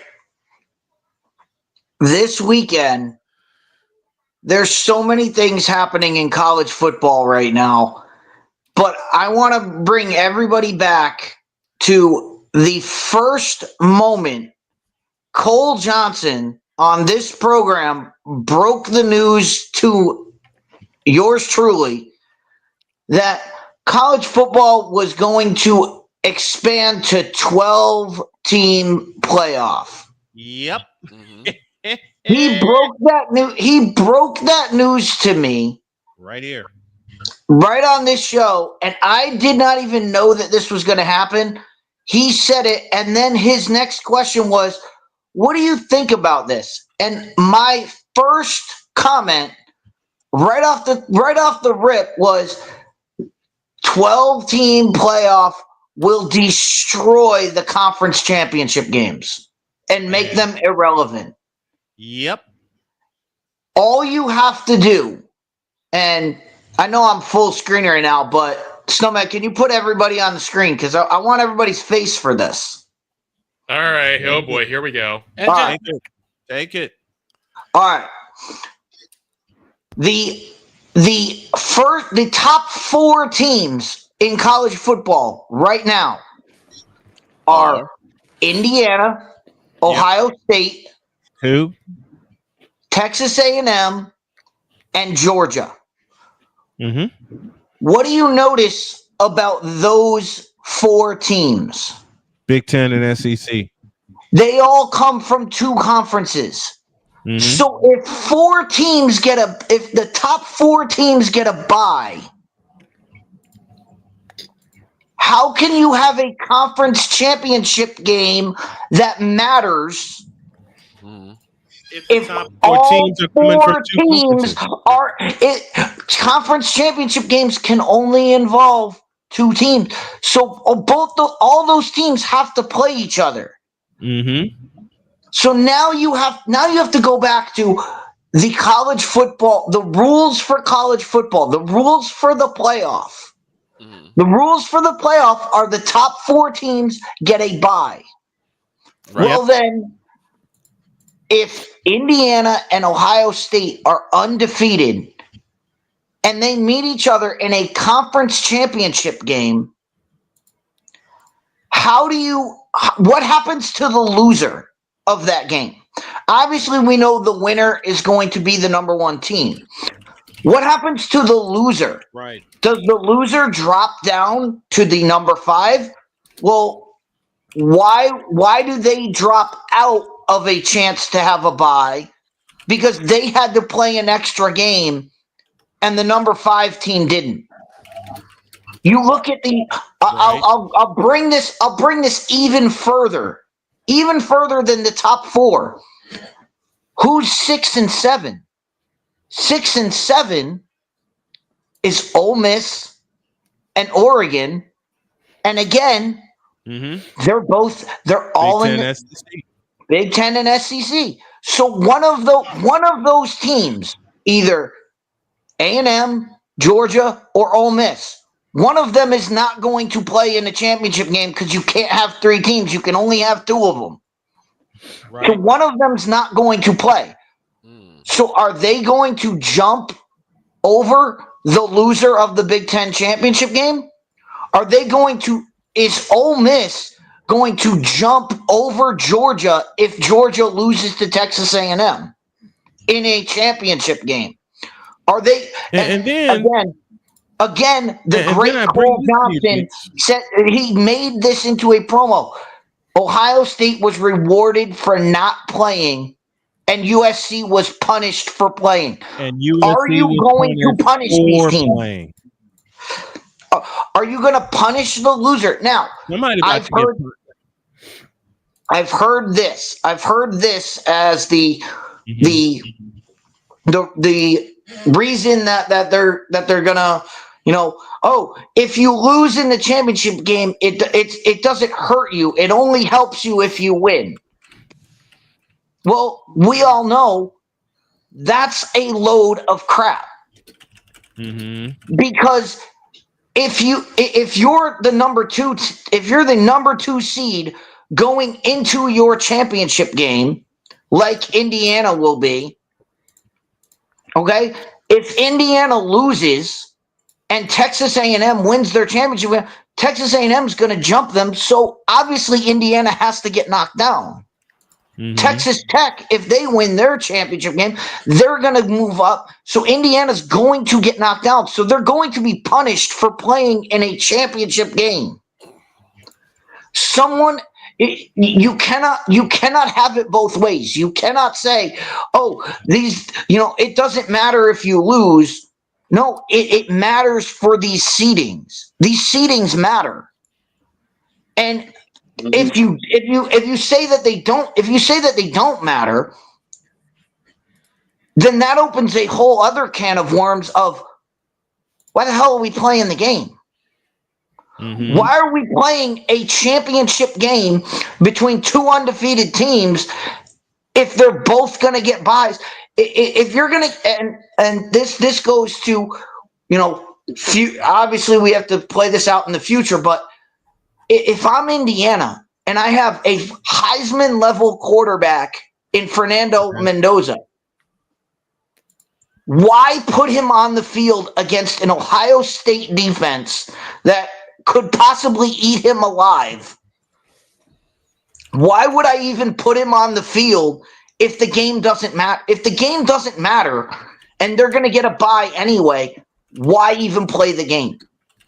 Well, This is the problem I stated before, that these championship games, they're going to be either meaningless or irrelevant. Mm-hmm. But Ryan, you have even more problems. There are even more problems. Dudes, hang tight. Ryan provided an answer for you in the comments, and I want you to expand on this. Simple answer: money, clicks, attention. Expand on that really quick.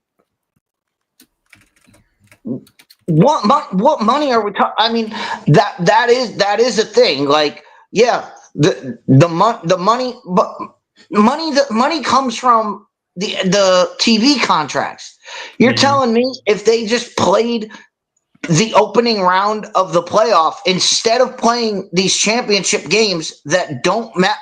I mean, you have to make them matter. You have to make the game on the field matter. If the game doesn't matter, why play it? And you could say money, clicks, and attention, but we all know, and I go back to what Ray Lewis said this about football. Look, and college football wants to be college basketball. College football is not college basketball. College basketball, you can play 3 or 4 games. You can play 3 games in a week. Ray Lewis said playing a football game at a high level is like a car crash. It's like being in a car crash every day. And why risk Fernando Mendoza? One hit could end his season, and that ends Indiana's season. One hit on Jeremiah Smith, he turns the wrong way on a cut. He could end his whole season, and Ohio State's finished. Why would you even put your team through that for a game that is meaningless? This is the problem with college football right now. And it goes deeper than what I just said. I mean, that's the championship game. Just think about getting to the championship game. We have Texas A&M versus Texas coming up. Texas A&M, if they lose that game, this is the weirdest thing ever, because they could lose to Texas, fall to the 5th spot in the polls. Presumably, they wouldn't fall that far because it would be their first loss. Mm-hmm.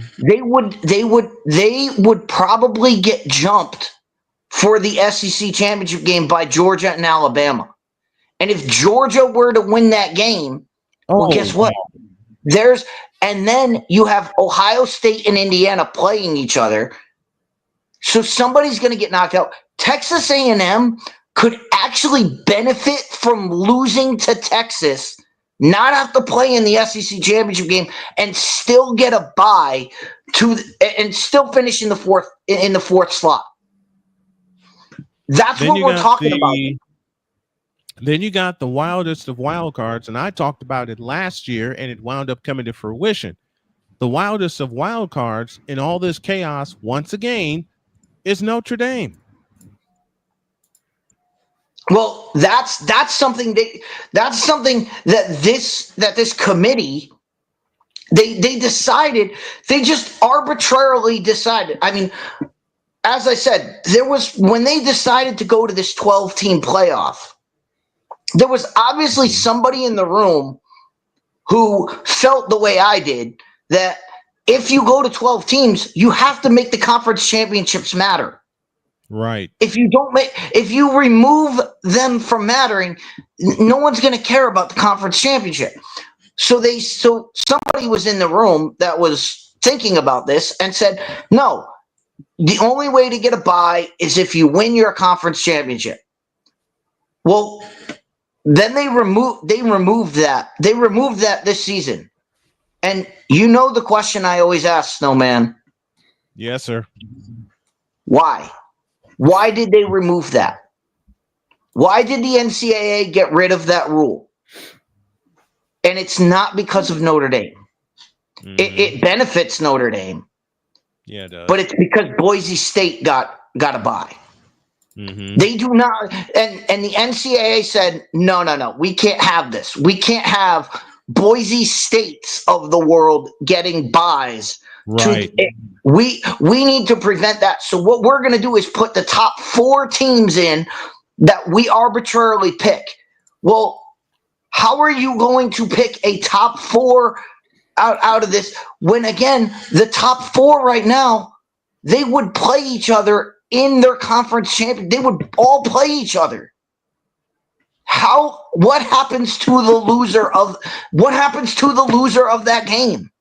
Do they miss out on a bye for a team that did not play? That's what is going to break college football. It is going to break it by the way it goes.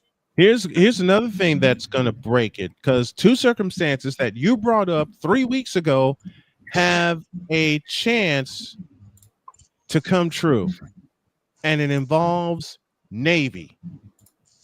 Navy could win their conference championship, qualify for the playoff, and then lose to Army, and then still have to play in the Army-Navy game. I still have to play in the Army-Navy game. And it goes even deeper than that.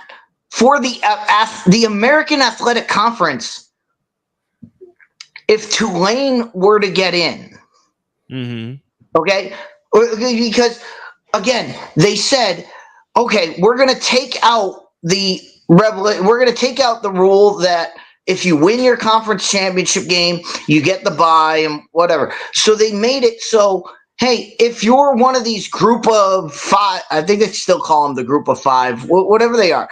If you're not a Power 4 team, what the last team in is the highest ranked conference champion, the 5th ranked conference champion.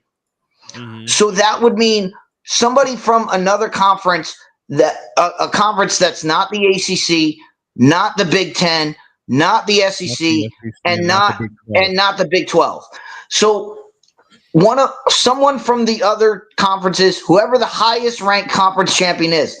Now, here's the a funny story would be if it's Tulane. Mm-hmm. Why? Because look who the number 12 team is. The number 12 team that they would replace is BYU. And all you have to do is look up Jake Ratzlaff. And if you know who that is, he was the starting quarterback at BYU. Mm-hmm. And transferred to Tulane for reasons I cannot say on YouTube, because we'll get banned. True. But if Tulane were to get in if Tulane were to get in and BYU was the 12th team, you could say Jake Ratzlaff blanked BYU again. Because of how he got, why he transferred is absolutely wild. But we'll see about that. But like I said, how they figured this out, this is breaking college football right now. Trying to figure out, who's going to be in the conference championship games. The SEC is a mess right now. Yeah, it is. And they need to hope that Texas A&M wins that game and makes it, okay, Texas A&M, you're undefeated, you're in. What happens to those next three teams? Georgia, Alabama, and Ole Miss. Ole Miss. Well, here's the problem. Alabama beat Georgia. Georgia beat Ole Miss. Ole Miss did not play Alabama. So if all three teams are in, how do you figure out who that second team is? If they go by highest ranked team, well, it's going to be Georgia. But again, you're going to get the number 3 team against the number 4 team. Mm-hmm. What happens if Georgia beats Texas A&M? Obviously, they move up. But Texas A&M, do they still get a bye? Do they still keep their spot, or do they get moved down? Now, all of this has happened, and I actually had this as this is an example. So I don't know if you guys heard this. Did you guys hear about the Mississippi coach, the high school coach, who got suspended? No. Okay. So let me tell you this story because it's a dolt of the week situation. It's fantastic. So then I better do this. Yeah. Oh yeah, better. Push it. Dolt of the week. We get to this, then we'll get to the rest of Jen's picks, and then Allie will get here. So Dave's now, called for it. Super University. It's time for the dolt of the week.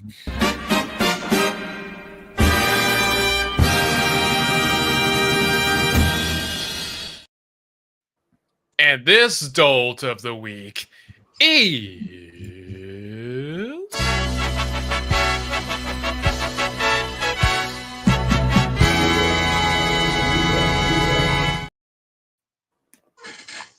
Okay, so before I get to the dolt of the week, let me just give you the backstory here.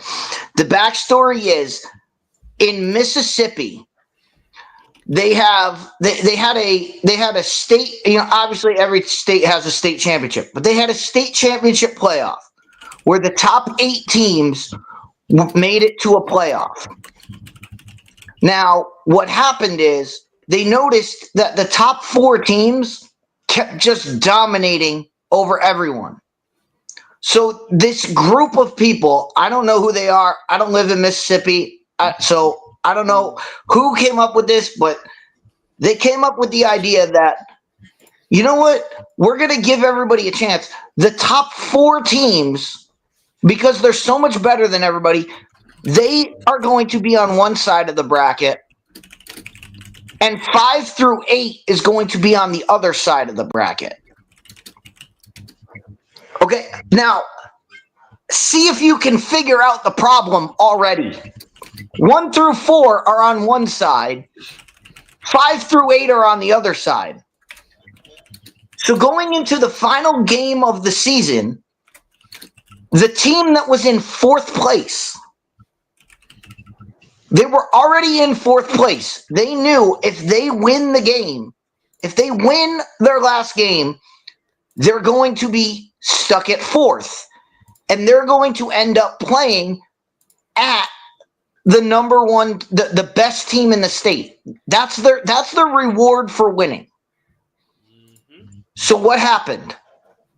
Well, the coach decided, you know what? We're destroying the team that we're playing. But if we beat them, we go and play the best team.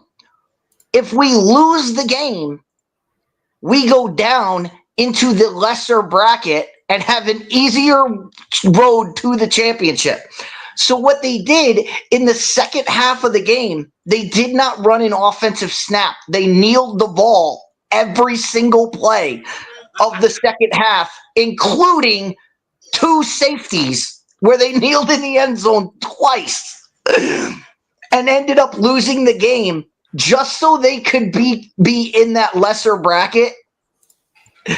And And the same committee that set up these rules that had no idea, that they didn't think of this, but the coach did. They decided to suspend the coach for unsportsmanlike conduct, and they suspended him for the rest of the season. What are because we doing? he found a loophole in the plan they set up. This is the same thing that could happen with Texas A&M. Texas A&M could pull this exact same move, lose to Texas, not have to play in the SEC championship game, still get in the playoff, and be better off because they don't have to get beat up they don't have to get in a dogfight with Georgia and risk Marcel Reese getting hurt, they don't have to risk any of that. They don't have to risk this. This is the problem. That's the exact problem we're talking about. You're rewarded for losing rather than being rewarded for winning. This is a problem. This is the problem with the way college football is set up right now. If the championship does not matter, why play the game? Why play the game?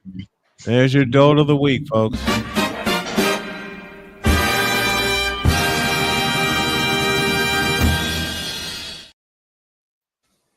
And by the way, the coach is a dolt as well, because if you're going to lose the game, just lose the game.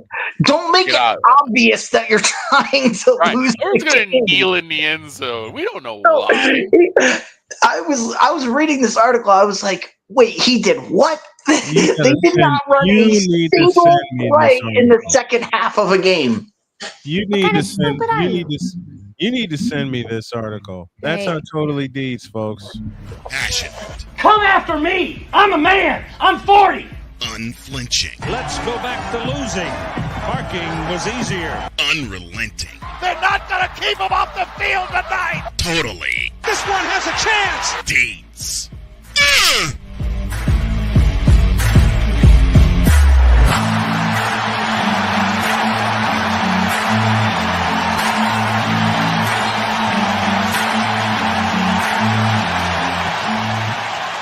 That's not just a murmur, that's a full-blown fibrillation.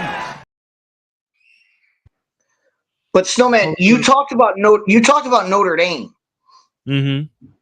If Alabama gets kept out of the SEC championship, if they're one of the last teams to get it, if they're one of the last teams that's in, and they get kicked out by either Tulane or the ACC champion.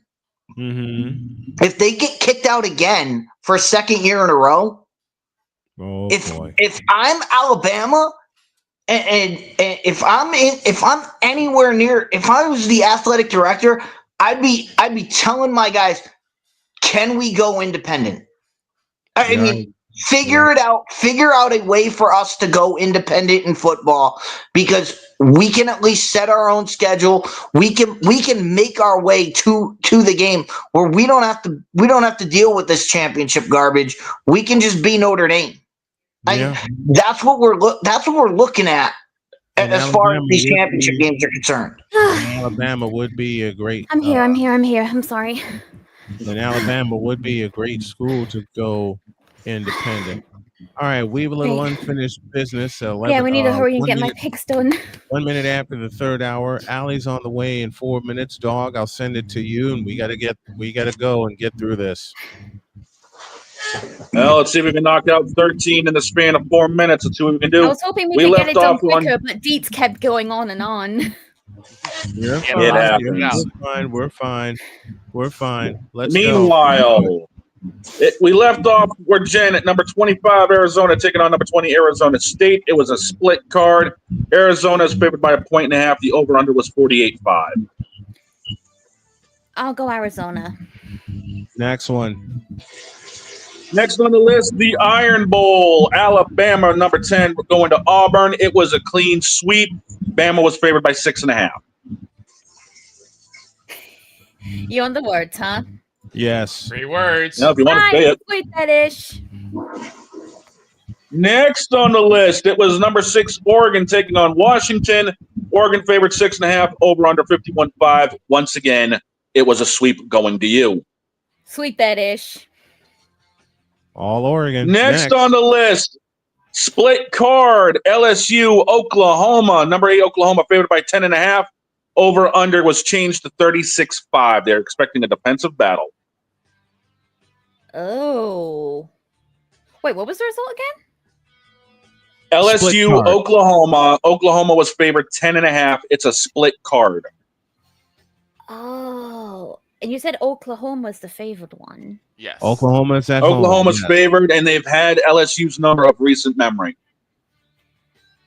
Well, it does sound like they're favored by a long shot, so I'll just take them.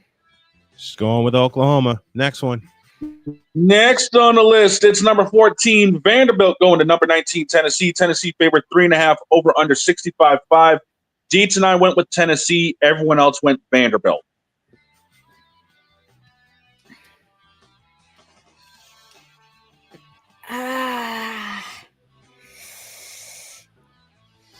Tennessee's the favored, yeah? Actually, no. By only 3.5, which means it's expected to be a... What? What? Huh? Dog, say it again. Last I looked, Tennessee was favored 3.5. Tennessee is favored. Okay, yeah, Tennessee. I'm not awake. Tennessee, Jen, I apologize. Tennessee's favored. All right. When in doubt, I'll just go with the favorite team. Okay, just going with Tennessee. Next one. That works. Next on the list, it's Northwestern and Illinois. Illinois favored 6.5, over under 46.5. Vic is on the island as the only one who picked Northwestern. So I'll say Vic solo. picked Northwestern. And My everyone team. else went Illinois. Yep. Everyone else went with the ill. I'll stay solo. Sorry, Vic, but yeah, stay solo. Okay. Now watch what. Next watch what one. Now watch what happens. Now watch what happens. I'm going to be jumping up and down that Illinois, that Northwestern one, even though I picked Illinois. Next on the list, it's the University of Nevada, Las Vegas, taking on their counterpart, Nevada. UNLV favored 7.5, over under 53.5. It was a sweep for UNLV. All right, sweep that ish. Let's go. Next one, number 9, Notre Dame taking on Stanford. Do I really even need to say what was going on? Notre Dame was in a sweep to this point. Sweep. No. Sweep. Sweep that ish. Next on the list, it is number 18, Virginia hosting Virginia Tech. 8.5 favorite for Virginia, over under 53.5. Izzle was the only one who took Virginia Tech. A Virginia battle. I hate this state because of one certain person. Yeah, we know, but this was a rivalry. Rules determine I must pick. So when in doubt, just put me on the favored team. Virginia it is, and moving on. It is Missouri favored by 2.5 over Arkansas, over under 57.5. I'm on the island as the only one who took Arkansas.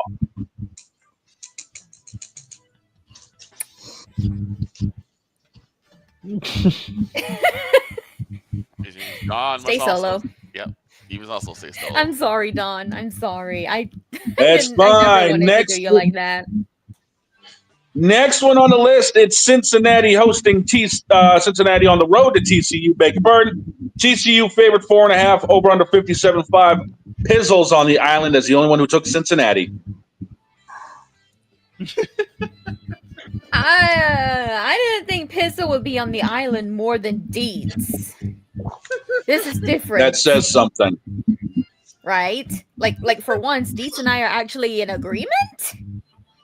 Yeah. That's scary. In all games? What's going on here? So far, there's only a couple of them you guys are different on. It's a sibling rivalry. Oh. That's what that is.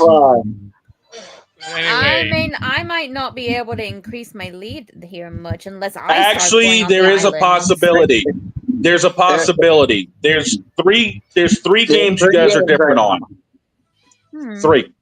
We got 2 left. So you could hit magic number this week. I'm still gonna say stay solo, Pizzle. Next on the list, it is Clemson and South Carolina. The Gamecocks are favored by 2.5. Over under 46.5. Split card. It is Victor and the Boss taking South Carolina, while everyone else is taking Clemson. The chickens. Let's make it even more split, shall we? South Carolina. Oh, so now Jen wants to. Never mind. Don't you dare. What? Never mind. Move on. Wait, what? No. What is it? What? No. Why are you all laughing? Remember my bumper? Move on. Remember my bumper? No. Oh no. Oh, good God. No. Yeah. No. Move on. No. Moving on. We ain't doing it. Move on. The last game, and get over here. Last game on the list, it's number 1 Ohio State taking on Michigan. Ohio State favored by 11.5, over under 44.5. This is the rivalry where Michigan has dominated, but Ohio State is favored. Yeah, Ohio State is the current. And I'm the only one who took. Yes, they are. You're the only one Ohio who took what, State are Don? the champs. And I am the only one. I'm the only one who took Michigan. Okay, let's see. If I remember, Michigan has always been the ones to beat Ohio here. Yes. The last but 4 with times. Ohio, They've done it since prior to COVID. But with Ohio being the current champs, have both teams made changes to their lineup since? Yes, but more significant with Michigan than Ohio State. All right. And now here's my other question. Have Ohio gone undefeated this far? Yes. Up to this point, Ohio State is one of 3 unbeatens. Yep. Wow. But Michigan usually beats them. Last year, Ohio State was in the same Michigan. spot, undefeated against Michigan, and Michigan beat them by a field goal. 13-10.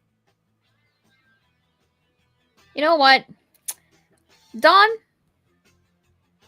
can I join you in calling for the upset? Yeah. Oh, whoa. Be my guest. Michigan. She's calling for Michigan.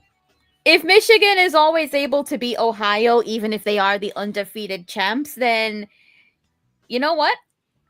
Even though I would be happy regardless of who wins, I know I got to pick. So yeah, I'm just going to make my pick based off their rivalry history. Okay. That's smart. Right. There it is. She is going with Michigan. Now the picks surely to go wrong are complete. All in. Almost. On the college side. Yeah, we still I cannot believe I just did a full week with no fences or anything like that. Now what? And there's only a few games you differed on than anybody else. What did you find? What you got there, man? Michigan jersey. Michigan jersey. Oh, okay. 12. Okay. Of course. TB12, baby. Damien, what in the all types of blue hell? What the heck, dude? Oh my god. Oh! I quit. Oh! I quit. We need a break. We need a break. We need a break. Boss, take a break. Bring Allie in and let's get our football picks done. Please, dude. Please. Jeez. We're back in 2.5 minutes. We're back with Allie and our NFL picks in a This is deuce. Snowman in the morning. God.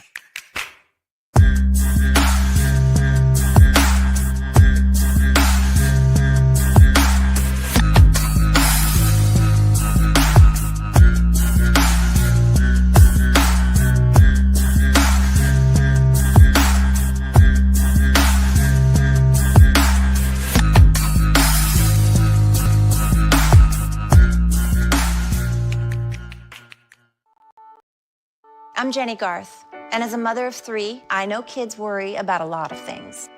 Getting enough food to eat shouldn't be one of them. But here in America, that is a real worry for 1 in 5 children. Even though we are one of the most food-rich countries in the world, 15 million children don't know where their next meal is coming from. This is unacceptable, and something the Feeding America nationwide network of food banks is working to solve.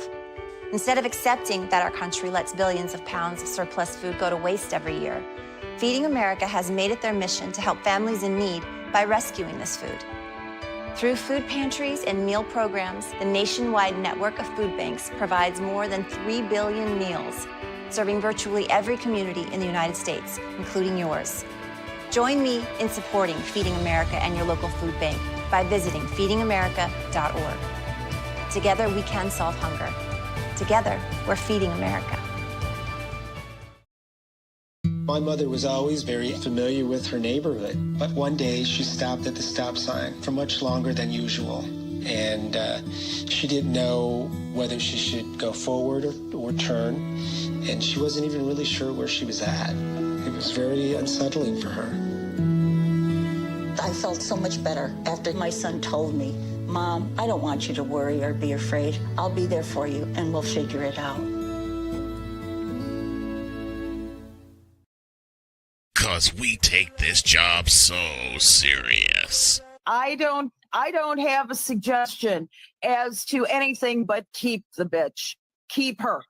If she does not,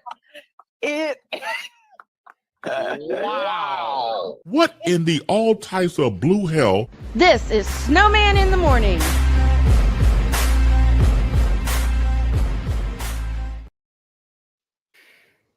Wow.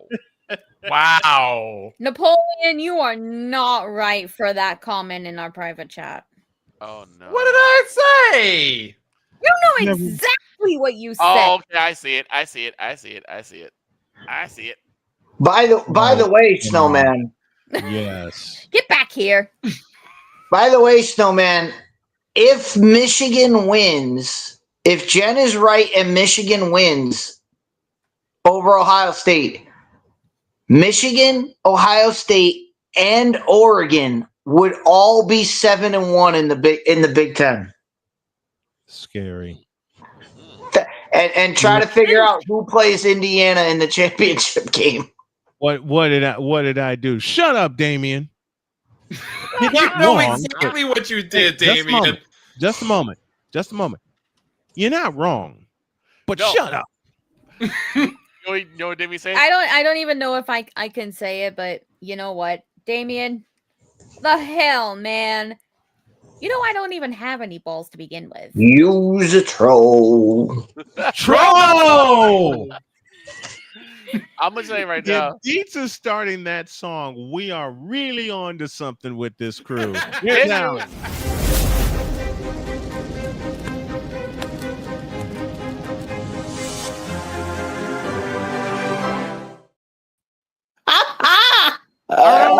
Female Allison Moran is here. With Hi, guys. Oh, my gosh.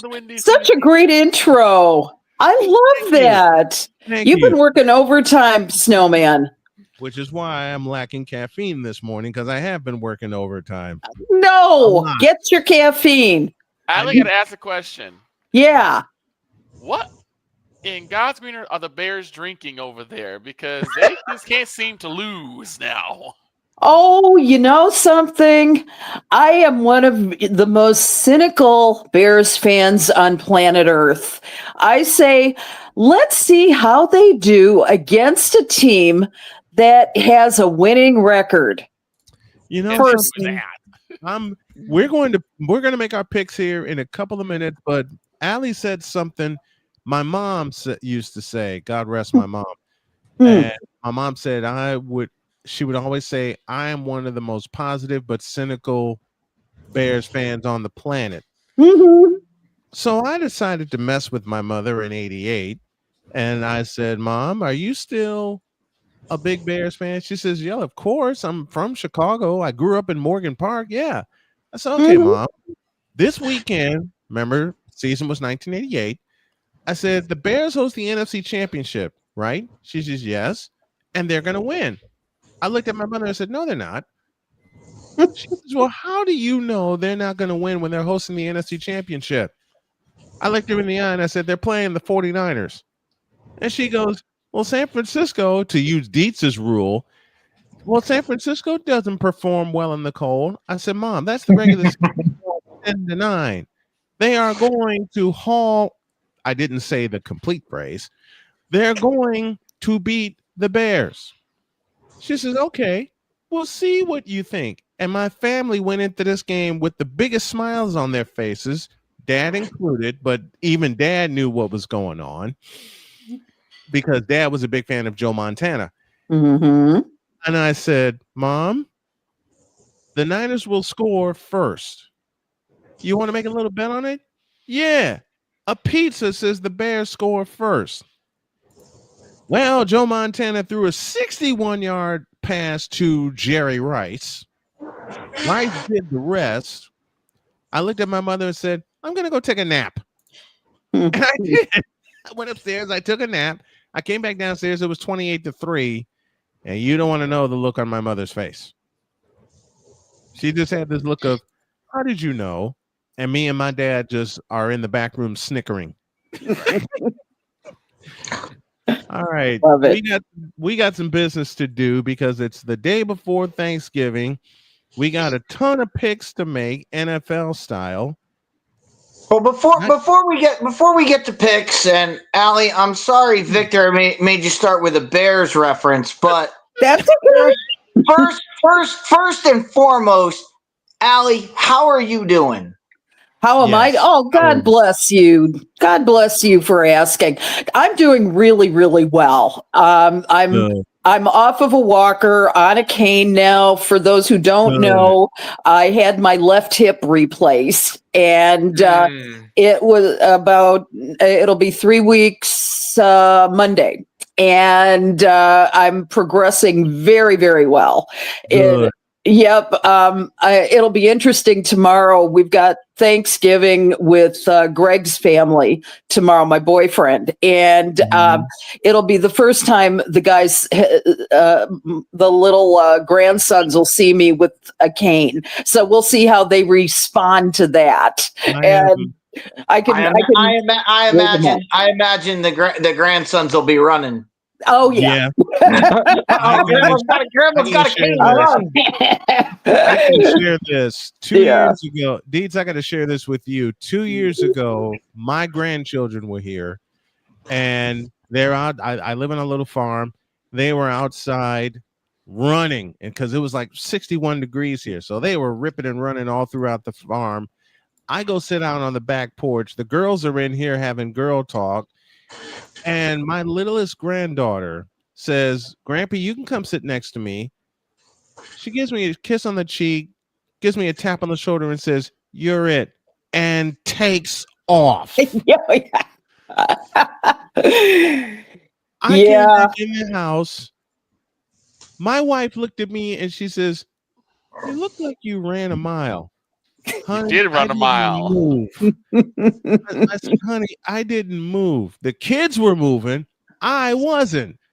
I fell on the couch and passed out. But we are so glad for you, Allie, that you're progressing. Absolutely. Yeah. Doing well. As I've told you many, many times over, we love you dearly. You're a big part of this program and a big part of this empire. Speaking of empire, the best empire on the planet called Snowman Multimedia and Snowman in the Morning, we're going to make some picks right now. Thanksgiving style. Thankful for you guys. We're thankful for all of y'all. We're thankful for you. Don, I will handle this. I will handle this from here because Deb sent me her picks and we got to work those in as well. These are our NFL picks, sure to go wrong, presented by Wanna Parlay and by BetUS.com. I'll tell you what, I'll say the game, and Don will give the spread and the over-under. Here we go. Where's Deb at? Deb has a doctor's appointment this morning, unfortunately. She's not able to join us. But that's why you got her picks. On the week when the Cowboys actually beat the Eagles, she's not around. That's why she sent me her picks. So that means this episode's winning the Emmy. Something like that. Yes. Something like that. Although Yes. speaking of picks, I think the whole I show. want to get Allison involved in the Uma Musume picks. Oh, fun. That'll be fun. If I knew what it was. If someone could send Allison the full list of the Umas I have, and yeah, we'll let her have first dibs for week 3. Oh, aren't you sweet? Done. Tell me what it is, and I'll respond to it. I'll show you. I don't have a damn clue. It's horse racing with VTuber girls. They're not VTuber girls, dude. I know They're not, just but horse that's girls. the closest thing to them. They're anime horse girls, okay? Hey, I love And it. they're based on actual Japanese racehorses. I love it. Imagine Alan being in studio with us when we run the race. Let's see what happens. Oh, that would be brilliant if she could be here on Tuesdays. Oh my gosh, that would be great. I can try and make time on Tuesdays. I can try. Beautiful. That would be brilliant. That'll be fun. Have some fun. Turkey picks go this way. Packers and Lions from Ford Field in, thank you, Vanna, right from this, in Detroit. Dog, what are the numbers? Detroit is favored by 2.5. The over-under is 48.5. Izzle took Green Bay. Boss, up to you. Deb took the Lions, and that's the way I'm going to go. I'm going with the Lions. No, Damien, not a tie. No tie, Damien. No. Ties, Damien. No. Not in this game. No. There must be a winner. Now watch. Right. I say that and never mind. I won't talk it up. Go ahead. Shut your mouth. Let's move I on. won't talk it up. Deets, please save us. It's Green Bay, so it wouldn't be the first time they tied. Oh God. Oh. But that being said, first of all, Detroit has been building up, and they didn't forget what happened in week 1. Yes. And number 2, Josh Jacobs ain't gonna be there. Detroit all the way. Polian. I am going to say, long live the king. Give me the Lions. To Allie. No, God. This game's going to go down to the wire. Secondly, I have concerns about the Lions because of their secondary. I am thinking that it's going to be very tight game. I'm only giving it to the Lions because they're at home. That's the only reason. I think Green Bay has got everything that it needs to make me give a wrong pick. To the dog. Detroit's going to be firing on all cylinders. They're going to be eating some of Madden's turkey when this one's over. Give me them Lions. To Victor. Yeah, I would say that Green Bay has everything, but then Green Bay went and lost to the Browns. Yeah, so right. You already know I'm going with that. Give me the Lions, and I think it actually might be a pair of touchdowns that separates them. Mm-hmm. Hang on a second. Honey, Lions or Packers? Oh.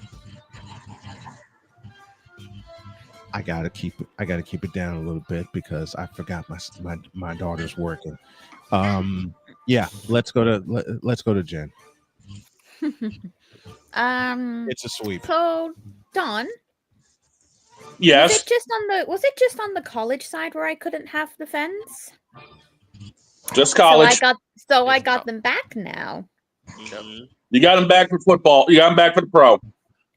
In that case, when faced with 2 teams, put me on the fence. Next 2 one is absolute good teams here, so yeah, I went on the fence. Damien, you're wrong for that joke, and I ought to ban you for that.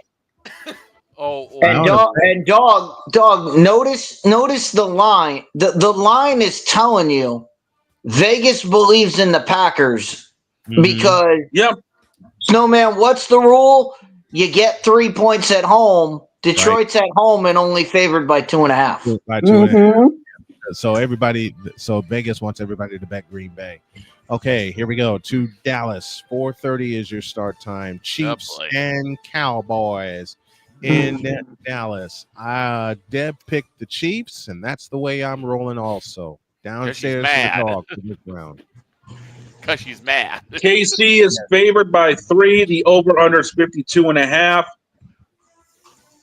I'm taking Dallas to end Kansas City season. Oh, boy. Upstairs to Deets. There's a reason on one of my fantasy teams that I started Pat Mahomes for this game. And that's because they're playing the Cowboys. Chiefs on Thanksgiving. You know what the Cowboys do on Thanksgiving against high-powered offenses. Just ask Randy Moss what happens. Absolutely. I'm taking the Chiefs. I'm taking the Chiefs big. Allie's next. God almighty.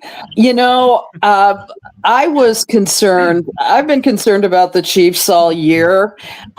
He seemed to come alive in the fourth quarter. Patrick Mahomes, that was in last week's game. I'm going to take the Chiefs by a whisker. To Napoleon. Oh, boy. America's team or the one-time champs? I'm going to go for an upset. Give me Dallas. I know which way Victor's leaning, which means we go to Jen with a split card. Yep. Hey. Why does it always have to be a split card with these good I'm surprised games? it was a split card. I'm surprised too. I'm too. doing it by myself again. I need to be careful with my fences because if all the games are going to be like this, God help me. Mm-hmm. Spoiler, they're not. No. Good. Thank you. To hell with it. Fence. She's going with There's 2 already. God. Yep. Wow. She's using another fence. This one will not. I don't think this one will require a fence. It's Bengals and Ravens from Baltimore. Oh, the numbers. God. Just remember, Burrow is back. So it's Burrow versus Baltimore Lamar. favored by 3, over under 53.5. Excuse me, what? Let's have Deets lead off. Baltimore favored by 3. Baltimore's favored by 3. This is the last game on Thanksgiving night. Let's have Deets lead off the picks here.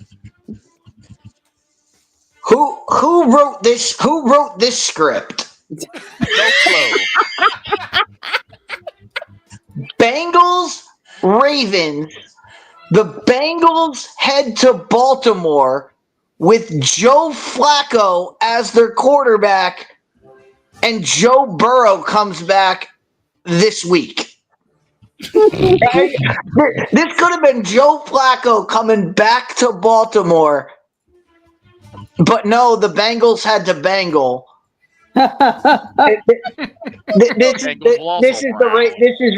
is the Ravens all the way. Napoleon, to you. As much as I don't want to trust Lamar Jackson, I have to unfortunately agree with Deets on this one. Give me the Ravens. I'll go next. Yeah, give me the Baltimore Ravens. I can't trust Cincinnati anymore, and I shouldn't have since Super Bowl 56 in the first place. Downstairs. How did Deb pick? Deb picked. She picked the Ravens.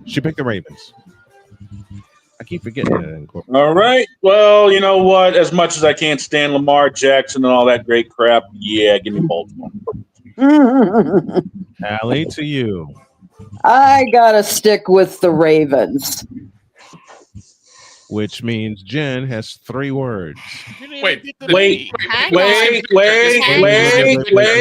Just a minute. Victor.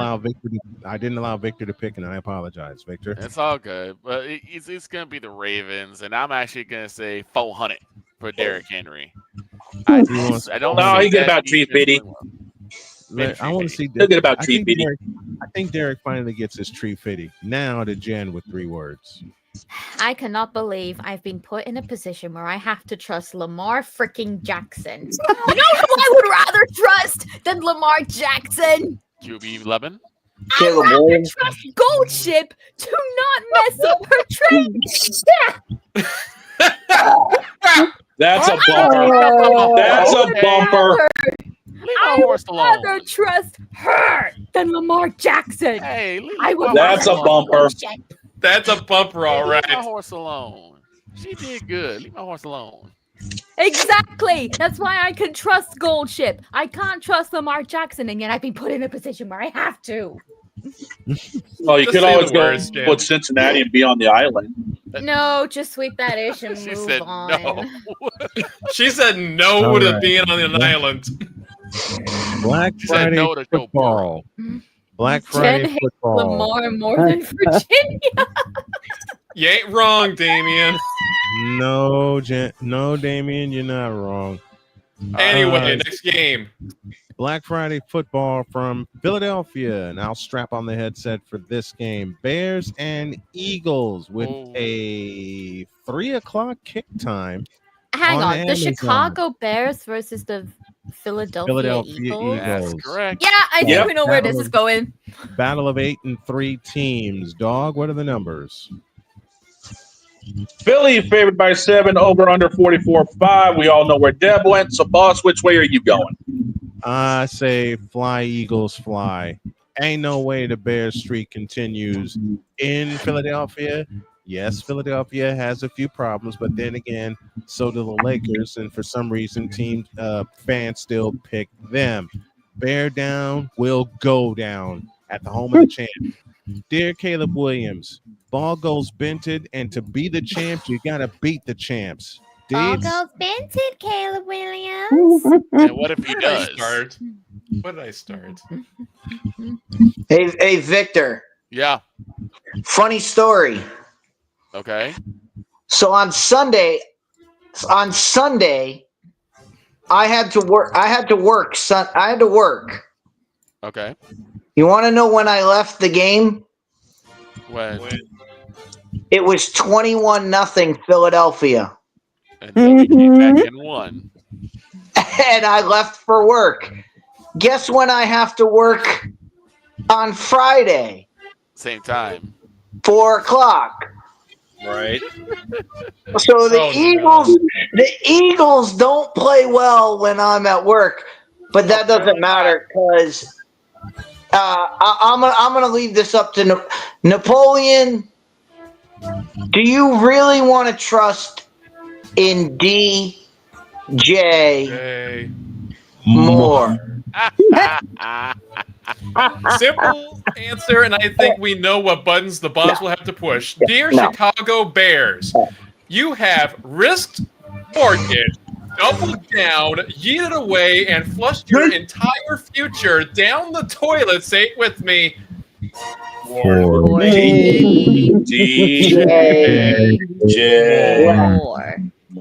And then you went and backed up.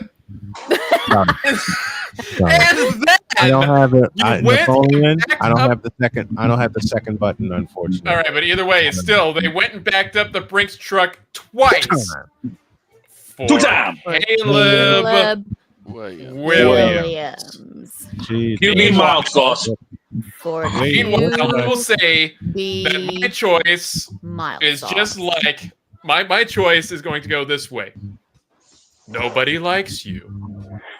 And you don't care. Fly, Eagles, fly. That shows you just how much Napoleon pays attention. What have we started here? Dog to you. This is like asking, would I rather have a cheesesteak from Geno's or a cheesesteak from the Bronx? Give me the Geno's cheesesteak. Give me Philadelphia.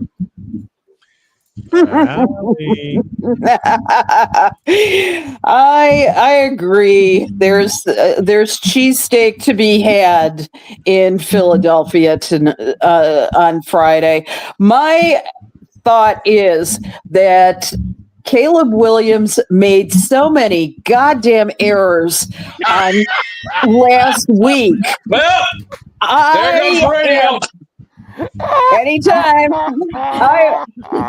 They have worked the thing is, the Bears simply cannot win against good teams.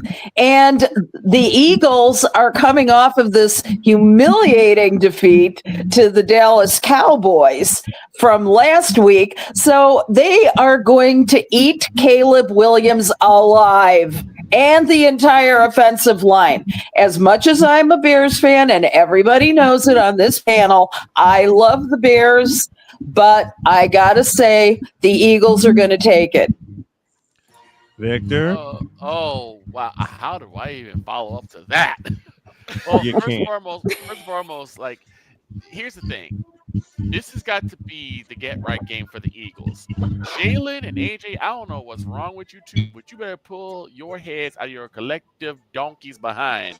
Because the fact that we came back after being 21-0 down to beat you with a Brandon Aubrey masterclass should be an embarrassment and an affront to your manhood, and you need to take it out on the Bears. Now, I will say, they will. Gotta be careful because the Bears have shown that games that they're supposed to lose, they can still win. So the Eagles have to fire on all cylinders. I will go with the Eagles, but I won't be shocked the Bears come away and sneak another win. And if that's the case, the Eagles might have to turn in they chains. And all this Bears shit began with win over there goes the radio station. A win over the Las Vegas Raiders. Jen, 3 words to you and uncensor it, please. We're off the radio now? Yes.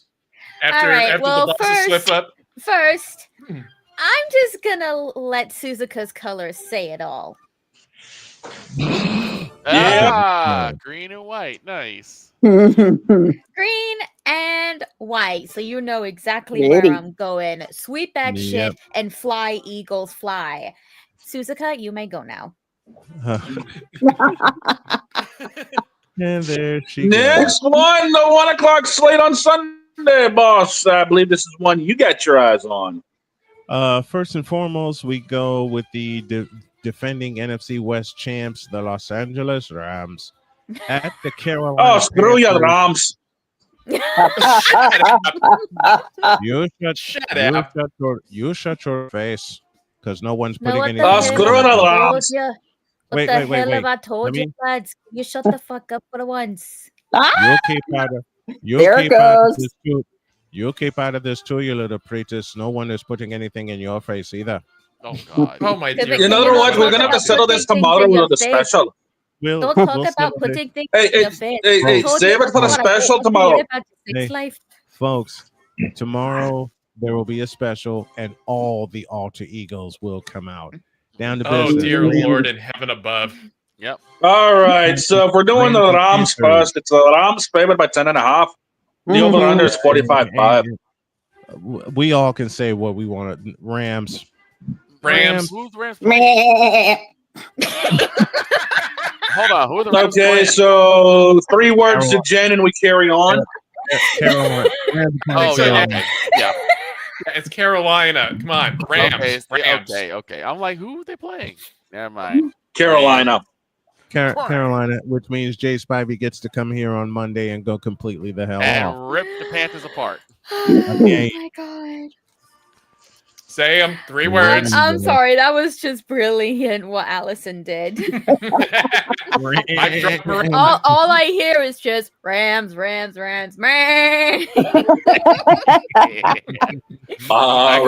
you. There's a bumper for her. Get to it, Snowman. Now, to the question at hand. There is no question. Sweep that shit. No, that's what I want to hear. Next one is in Cleveland. Dear God in heaven, who wrote this shit? Oh God, what? It's my beloved San Francisco 49ers, the team that won't go away at 8-4, facing Shedeur Sanders and the Cleveland Browns. I'll send we this don't even need to discuss this one. Do we really need to talk about it? And we're the Cleveland Browns. I know you are. Let's talk Shadur Sanders first. Do I need to remind Snowman? Oh, I know the rule. West Coast. What team- happened the last time the San Francisco 49ers stepped foot in Cleveland?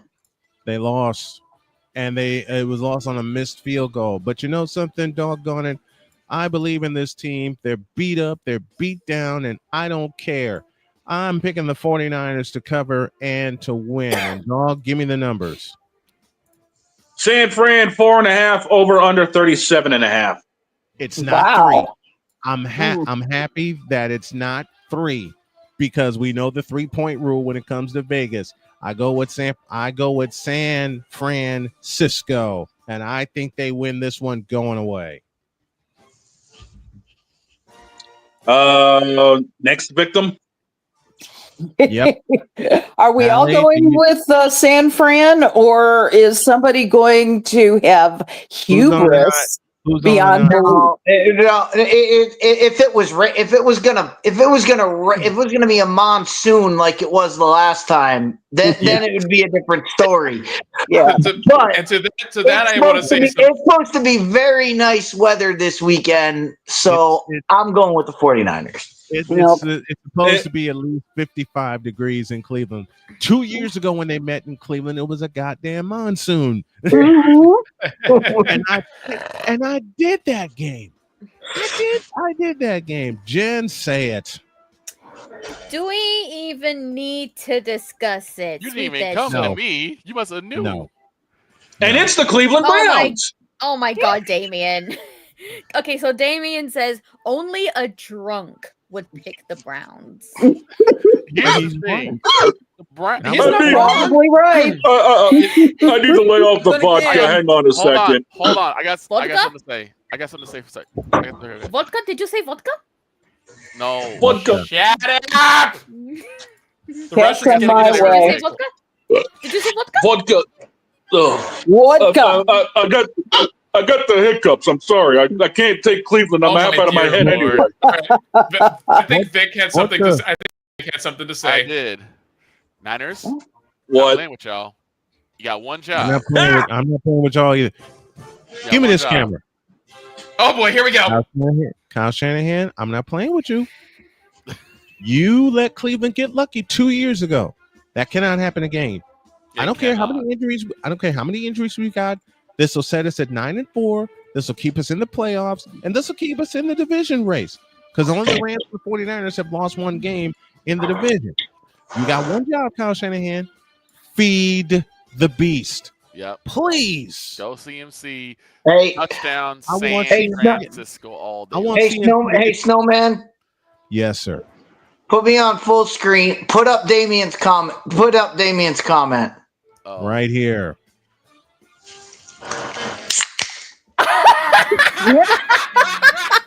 You know what?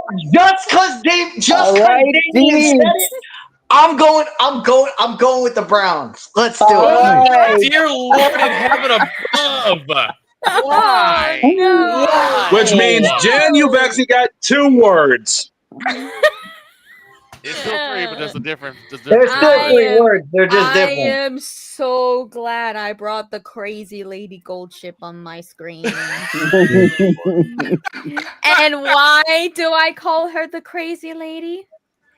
Because Oh, I moved it. God dang it. Make it. Say a word. Say a word. I'll do it again. I'll do it again.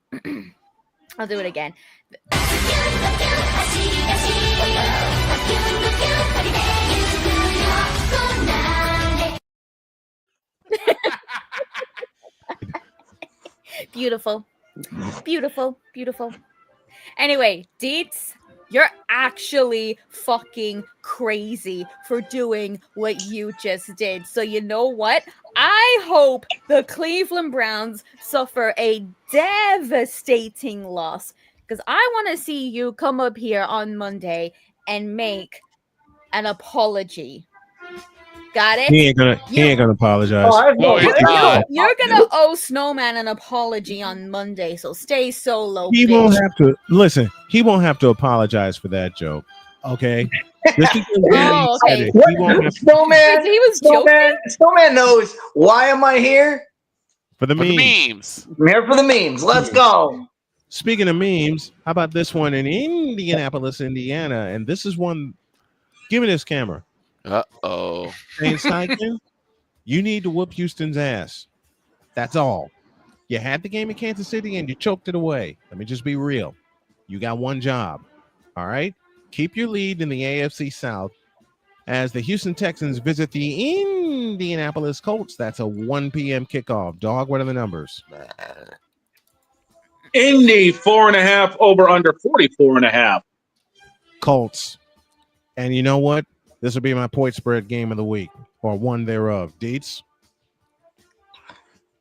Just so everybody knows, the fantasy team of destiny that I drafted while hosting while doing a game on this network last week, we clinched first place in the fantasy league. We have the only bye in the league. So that team is rolling. Why are they rolling? Because Jonathan Taylor is rolling. And that's why the Colts will take this one. I want to use Victor's line. I want Jonathan Taylor to get tree fitty. Well, you gotta get tree fitty to give the Loch Ness Monster $1.05.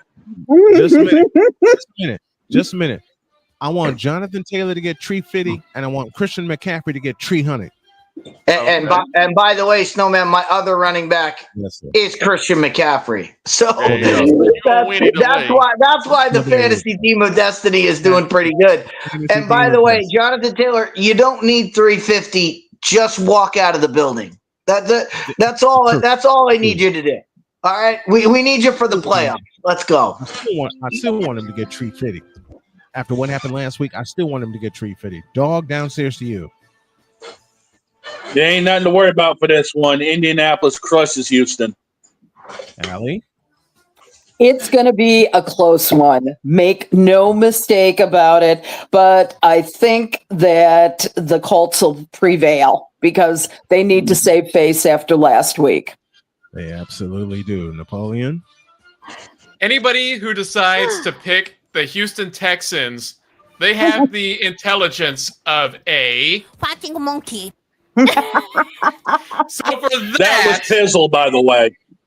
Pizzle, you're gonna have Pizzle some things took to Houston. Say you're gonna have some things to say when I join you on Pain and Game pickups tonight, brother. He likes the smart guy. He likes Davis Mills. Well, he likes the smart guys from Stanford. What can we tell you? I am not making any more apologies, especially to Dr. K. That's why I'm saying give me the Colts. Okay, so Victor? here's my Vic. Your pick, please. So Make your pick. I either gotta. So of course it's no brainer. You're gonna go with the Colts because JT is just that dude this year, and I think he's probably gonna be literally running away with the MVP award.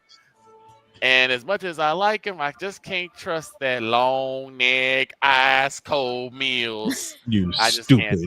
can't do it. Give me the Colts. That means Pizzle's on an island, Jen. Yep. Oh God. There's the Napoleon, Genevieve. please pass this message on to Pizzle tonight, will you? Stay solo, bitch. Will do. Let me go through the picks Jen made. Going back to Thursday, she picked the Lions, the Chiefs, and the Ravens. Friday, of course, she picked the Eagles. She picked the Rams, the 49ers, and she picked the Colts. So we're up to date. We're up to date there. And y'all know who's in the kitchen cooking. She's picking the Colts as I want Jonathan Taylor to get 2 bills at least. I want him to get 2 bills. He'll probably get 260. My wife just made a joke to me that had me cracking up. Oh boy, here we go. She gave me the point. She pointed the finger at me, and you all have seen Jody. She pointed the finger at me, and she says, "Be careful. You're starting to sound like a black man." Oh! Wow. It's the quote of the week. Keep in mind, folks. You all know this. The fans know this. Keep in mind, that's been a running joke for the length of time that Jody and I have been together. She's always teased me about that. Moving on, Saints and Dolphins. Shall we break glass? Please. Glass. Allie? Yeah. You actually want to pick here? You know what? DJ, Just for the hell of it, I'm going with the Saints. I figure it could be a hell of a lot worse, but God, the Saints deserve to have some respect this year. This will be the game. Who did?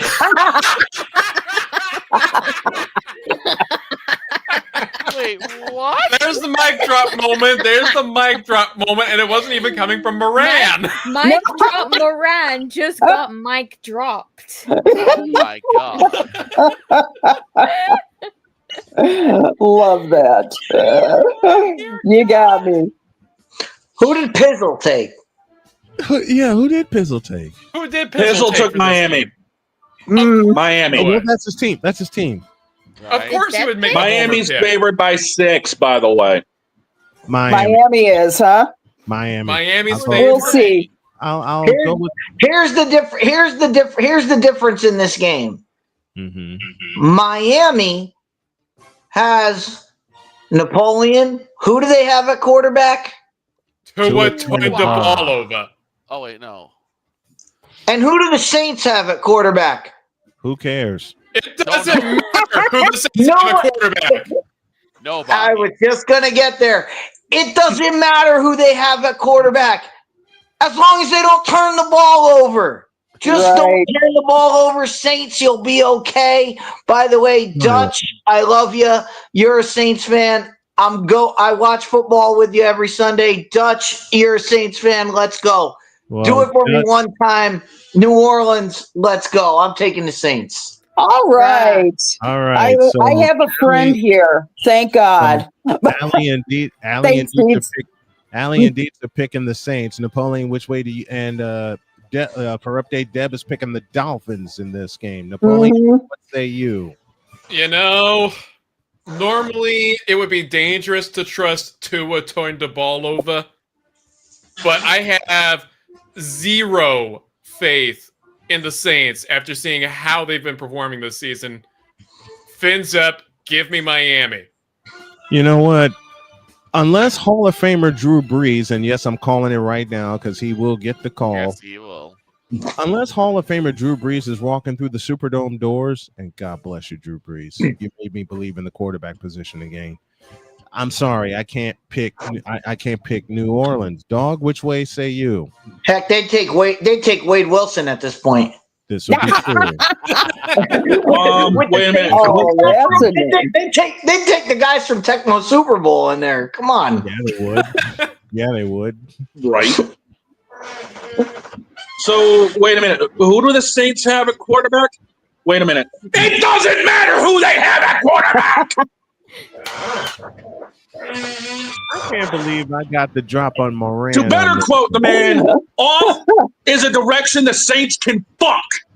Give me Miami. Oh my god. Y'all know that's a bumper, right? That's a bumper. Yeah. That's a bumper with a bleep on it, of course. I gotta put a bleep. I gotta put a bleep on it, Victor. Okay, so wait a minute. So it's Saints and Dolphins. Saints and Dolphins. What happened to the Saints last weekend? Everything.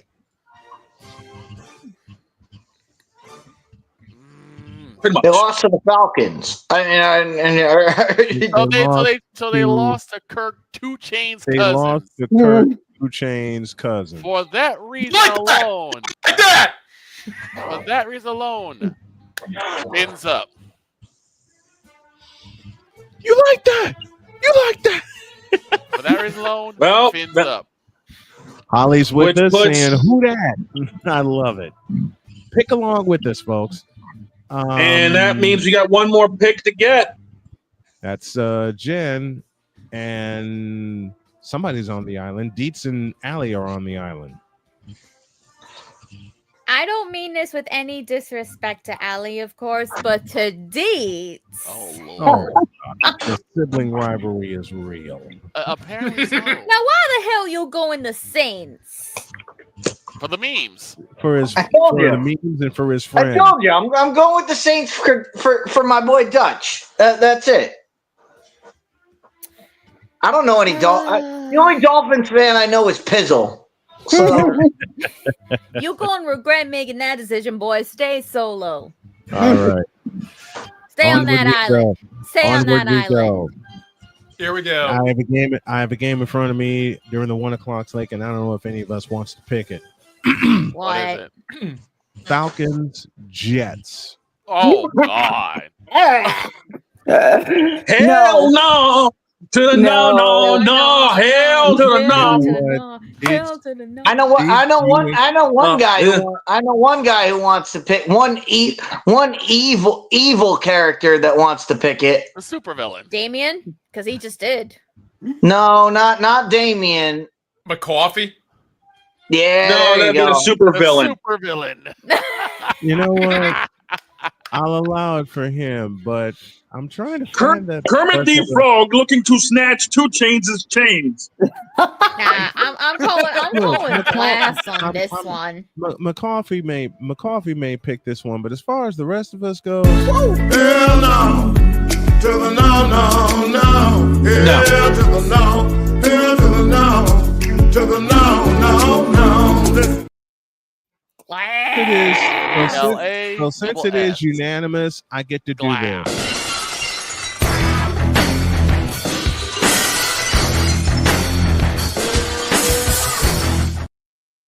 Hell yeah. Thomas Alston's music. For the record, Deb picked the Falcons. God My God almighty. Almighty, where are my Skittles? Say it again. Two man. more. Two more. Hell no. Hell. And Deb, give me this camera. Doggone it. Here we go. Give me this camera.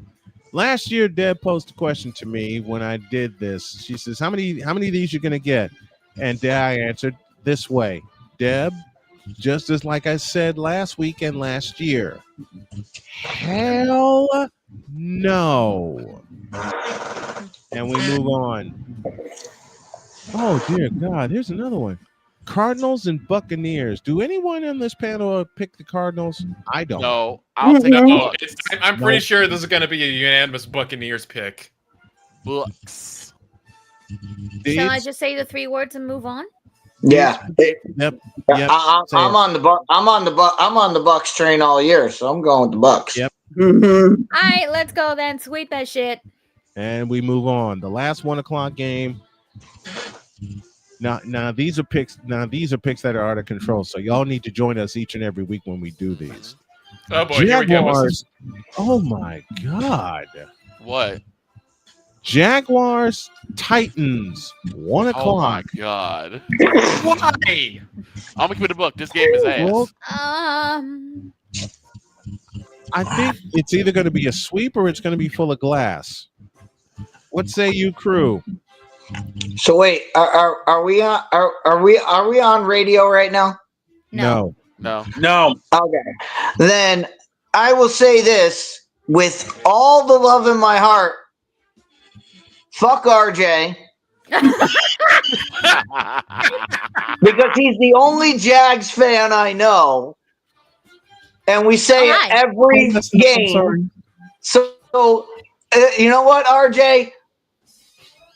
I'm picking the Jaguars because I can't pick the Titans. The Titans are terrible. Me neither. No. It's a sweep. Yeah, it's a sweep. It's a sweep in favor of the Jaguars. BTE trigger all over Tennessee, including Jeff Jarrett. But just remember this: every now and again, the sun shines on a dog's ass. Just remember that quote. The Titans already won. They already won one game. They already won one game. They got their one win. There's another bumper for her. And I'm glad I gave Allie the camera on that one. Jen, 3 words to you. I'm sorry, nothing's gonna top that. We got a few of them this trip. But sweet that shit. Oh my gosh. Alrighty. What have we done? Moving on. I'm gonna say it like this. I didn't even I'm give gonna the give you point. this game is ass. I didn't even give the point spread for these 2 games, and I don't think I needed to because we swept them. 405. Tampa, by the way, boss, Tampa was 3.5. Jacksonville was 6.5. That's why I said we didn't give the point spread no, for those 2 games, and I don't think we need to do it for this one either. And before I give this game, let me thank Napoleon for that Paul Allen soundbite, which I am currently cutting and putting in the truck. Yeah. Dear Minnesota Paul Vikings. Allen's drinking bill by halftime hit $700. It hit $700 just on that one play alone. Yep. Oh Okay. God, yeah. I'm looking at the line on ESPN right now for that game that we're talking about, Minnesota and Seattle. Vikings Seahawks. That's the game. All I have to say is, are you kidding me? No. I do. Give me the number. Do we need to talk about this? Give me the numbers. 10.5 for Seattle, over under 41.5. It's a sweep for the Seahawks, which is the way Deb is leaning. Absolutely. Yeah. Seahawks. I'll put it like JJ McCarthy is too dumb and too young. I normally don't name drop on this one because I try not to do that. But for my late brother-in-law, Rob, this one's for you. We're going with the Seahawks. I'll put it like this. I just What wish you're they probably turned gonna that be hearing stadium into the new somewhere- Kingdom. What you're probably going to be hearing somewhere between halftime is Paul Allen saying, "Touchdown!" No! Snowman. Let me do my impression of Paul Allen. There you go. Seattle all the That way. would be there's another sweep for you. We go to San Diego next. Raiders and Chargers. Oh, I'm getting PTSD. I'm getting PTSD. Chargers, man. Chargers. And considering the fact we're running short on time, we'll just make this a sweep and move on. Wait. What's the Chargers record? 7-4. 7-4. How you feeling up there, Napoleon? I have PTSD because the last time I picked on this one, I ended up giving the Logan Paul apology to the Chargers. Yeah, he went with the Raiders last time. Oh, yeah, the Raiders. He did. Yeah, never go with the Raiders. Hey, dog. I hope you learned your lesson, Napoleon. Yeah, no, I am not repeating this mistake twice. Who's the coach of the San Diego Chargers right now? Harbaugh. Jim Harbaugh. That alone. Napoleon, don't you dare let me down. I'm going Raiders. Oh. Wait a second. Okay. You're going to trust Geno Smith against the San Diego Superchargers over Jim Harbaugh in a game that he needs to win. Yes, because Jim Harbaugh will fumble this somehow. Okay. Some way, somehow, Jim Harbaugh will screw this up. Wait a minute. Deets, you got to remember, even if Harbaugh screws up, you know that Matthew Stafford can come through. No, it's Justin Herbert. That's Justin Herbert. I think Justin Herbert will win this game going away. Here's the thing. Justin Herbert. You're right. You know what Deets is doing? He's in the end zone. That's what he's doing. No, I'm saying it right now. Jim Harbaugh they're doing too good. He will fumble this bag. He will fumble this. You know what? He'll fumble the bag almost as bad as Kathy Engelberg. Okay. Get out of my head. That's how much Get faith out I of my have head. in Jim Harbaugh. Jim Harbaugh will fumble this. They will drop off a cliff. Let's go. Let's go, Raiders. Let's go. Raiders, it's one time. I need you one time. There's not a Let's go. chance. Not a chance. Nope. Not a chance, Deeds. I'm going to call it Deets Island from here on out. Because you stay on an island all the time. Okay, you and know I what? say that with love. We got An umbrella drink too. Which 3 games left, guys. 3 games. Let's go. You know what? Yeah, we're running out of time. Yeah. Which means Jen has three words. All right. First of all, Deets, considering that Napoleon did the same last time, what kind of stupid are you? What kind of stupid are you? You know what? You know what you can do. You know what you can do. You can sit there on your own little island, and you can stay solo, bitch. Goodness gracious. 425 in Pittsburgh. I'm Bill so sorry, and- Napoleon. I know that Don't. wasn't my best Guru Don't. impression. I'm not going to say. I'm not going to have you apologize for that because that was by the worthy way, of it. Speaking of Gura, the Nacho Fry bumper premieres Monday. Yes.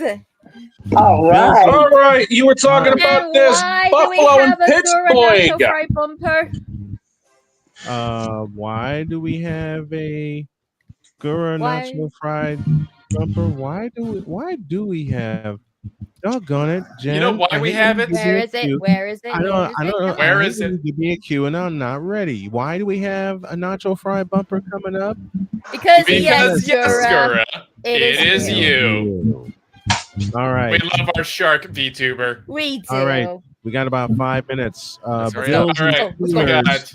Bills and Steelers in Pittsburgh. Bills only beat the Steelers by 1 game because somehow the Steelers against the Bears and they'll against the Bills. I'm picking the Bills. What are the numbers now?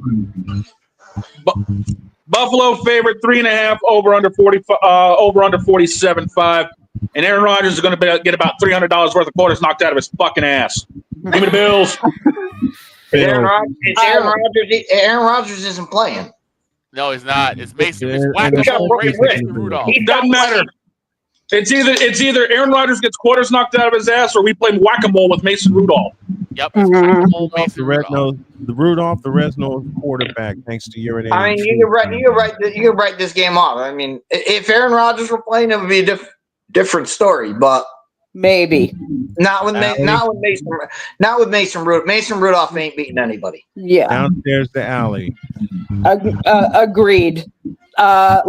Mason is not going to beat anybody. I'm sorry. We're going the other way. Napoleon. Because nobody circles the wagons like the Buffalo Bills. My phone died on the charger from the show. So I'm going with Bills Mafia. And honestly, the way Mason Rudolph plays, I think the Pittsburgh Steelers are kind of silently wishing for Russell Wilson to come back. Oh my God! For what reason? Yeah, exactly. They can do For no what worse. reason? He's had his day. He should be retired. He should be retired because yes, He Russell, should have two. it is you. He should have two Super That was Bowls, a but graphic. he should have 2 Super Bowls, but he idiotically didn't give the ball to Marshawn Lynch on the 1 That's yard Pete line. Carroll. That's Pete I Carroll. You put think that was on Who's Pete Carroll? coaching my Raiders? Maybe. I put that on Yes. Russell Wilson too. All right, No, 2 I more won't put Russell. I games. think it's Pete Carroll. 2 more Russell games, and don't we do got to any get out of here. Balls. Sunday night game. I'll strap the headset I on. didn't for get this to one. pick. What? Oh, I'm sorry. We're all going with the Oh, Bills. we swept We're all them. going- Oh. We swept with Okay. the Bills. Okay, sweep that shit. 2 games left. Sunday night game. And I'll put the headset on for this officially because I think my new piece of equipment will be here. Broncos and Redskins from Washington. I'll say it correctly. They're the Washington Commanders, but doggone it, I'm old and I'm old school. Join Give the me this. club.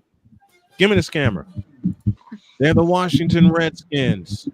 But I'm picking the Denver Broncos. Allie, you're next. Oh, definitely Broncos. Dates? Yeah, Broncos. Pauline?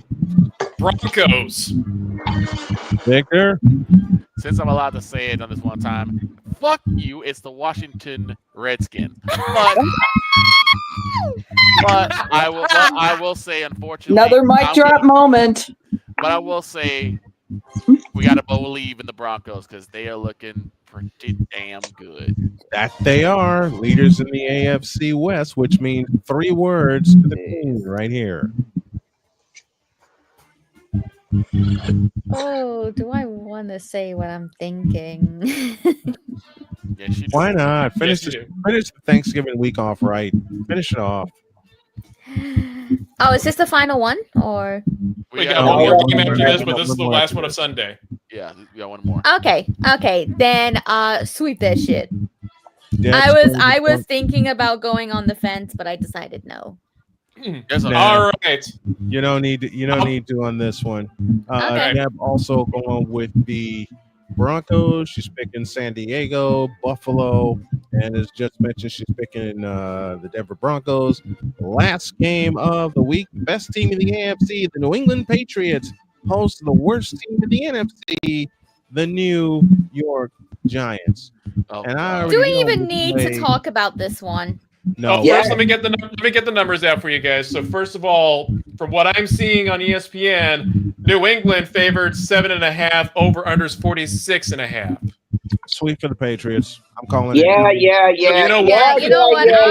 I'm gonna All say the numbers in the world. What happened the last 2 times the Patriots met the Giants in the Super Bowl? Eli Manning beat him. Eli Manning. The Giants were big time underdogs, and what happened? The Giants won the game. There's no more Eli Manning. There's no more anybody on the New York Giants that is going to save their ass. So, I'm just saying, everybody. Oh, the Patriots are 18-0. They're gonna break the record. They're gonna go undefeated. What happened? The Giants won. Then Plaxico Burress happens. Then the Patriots are going to get revenge because this is going to happen. Then Mario Manning. And that was The Giants pull this shit out every time. Every time. The Giants pull it out. Why? I don't know, but they just do. That being said, I got to give a shout out to the Bearded Dad on YouTube. The Bearded Dad curse. After the Giants beat the Eagles, my boy, the Bearded Dad, said, I think the Giants are going to the playoffs. Guess what? They haven't won a game since. They haven't won a game since. He said the Giants are going to the playoffs. They haven't won a game since, and I'm not trusting crab legs. Screw the crab. You know what? I can't even try to fake it. The Patriots are going to win this just because Jameis Winston is that terrible. So genius. Hold on. Okay. I haven't gone through yet. Okay, hang on, Vic. All right. Go, I'm just Victor. gonna put it like this. Yes, the New York Giants have done well with Eli Manning, but there's no Eli Manning. There's only crab legs Jameis Winston. And the Giants better hope he don't get hurt. Because then you will have to actually go back. They got nobody else. You have to go back to Mr. Unlimited again. Unlimited. And Dear Russell God. Wilson. But Oh, the dear Pats got God. this one hands down. I think it's revenge time over New York. Now, finish it off. 2 or 3 words. 3. Before I do, I would like to request that I close this segment out in place of Dawn. Go. You got All it. right, because I got a brilliant way that I want to close it. So, ladies and gentlemen, with that said, for the final game, we're gonna sweep that shit. And these have been your NFL picks, sure as absolute blue hell to go wrong, presented by BetUS.com and Wanna Parlay, the world's richest parlay. Now, do me a favor, get vodka the hell out of here. Get gold shit the hell out of here. And finally, get me the fuck out of here for the weekend. Goodbye. And on that note, have a great weekend. good day. God bless. Make sure to make your next move your best move. Jen, I thought you were gonna throw one of those horse girls and have it hit you in the head. You know what? You want me to do that? That would have been going out dog style. Do you want me to do that? You want me to do There's that? only one that should be used if you do that. Because yes, gold chip, it is you. It's gotta be gold chip. It's gotta be gold chip. You know what? Gold chip, can you do me a favor? Thank you. Wait, what are you doing? What are you doing? That hurt, you bitch! Have a great Thanksgiving weekend. God bless you all.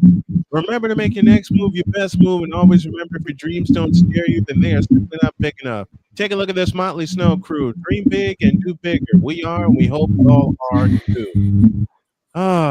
Eat into a coma. So long, everybody.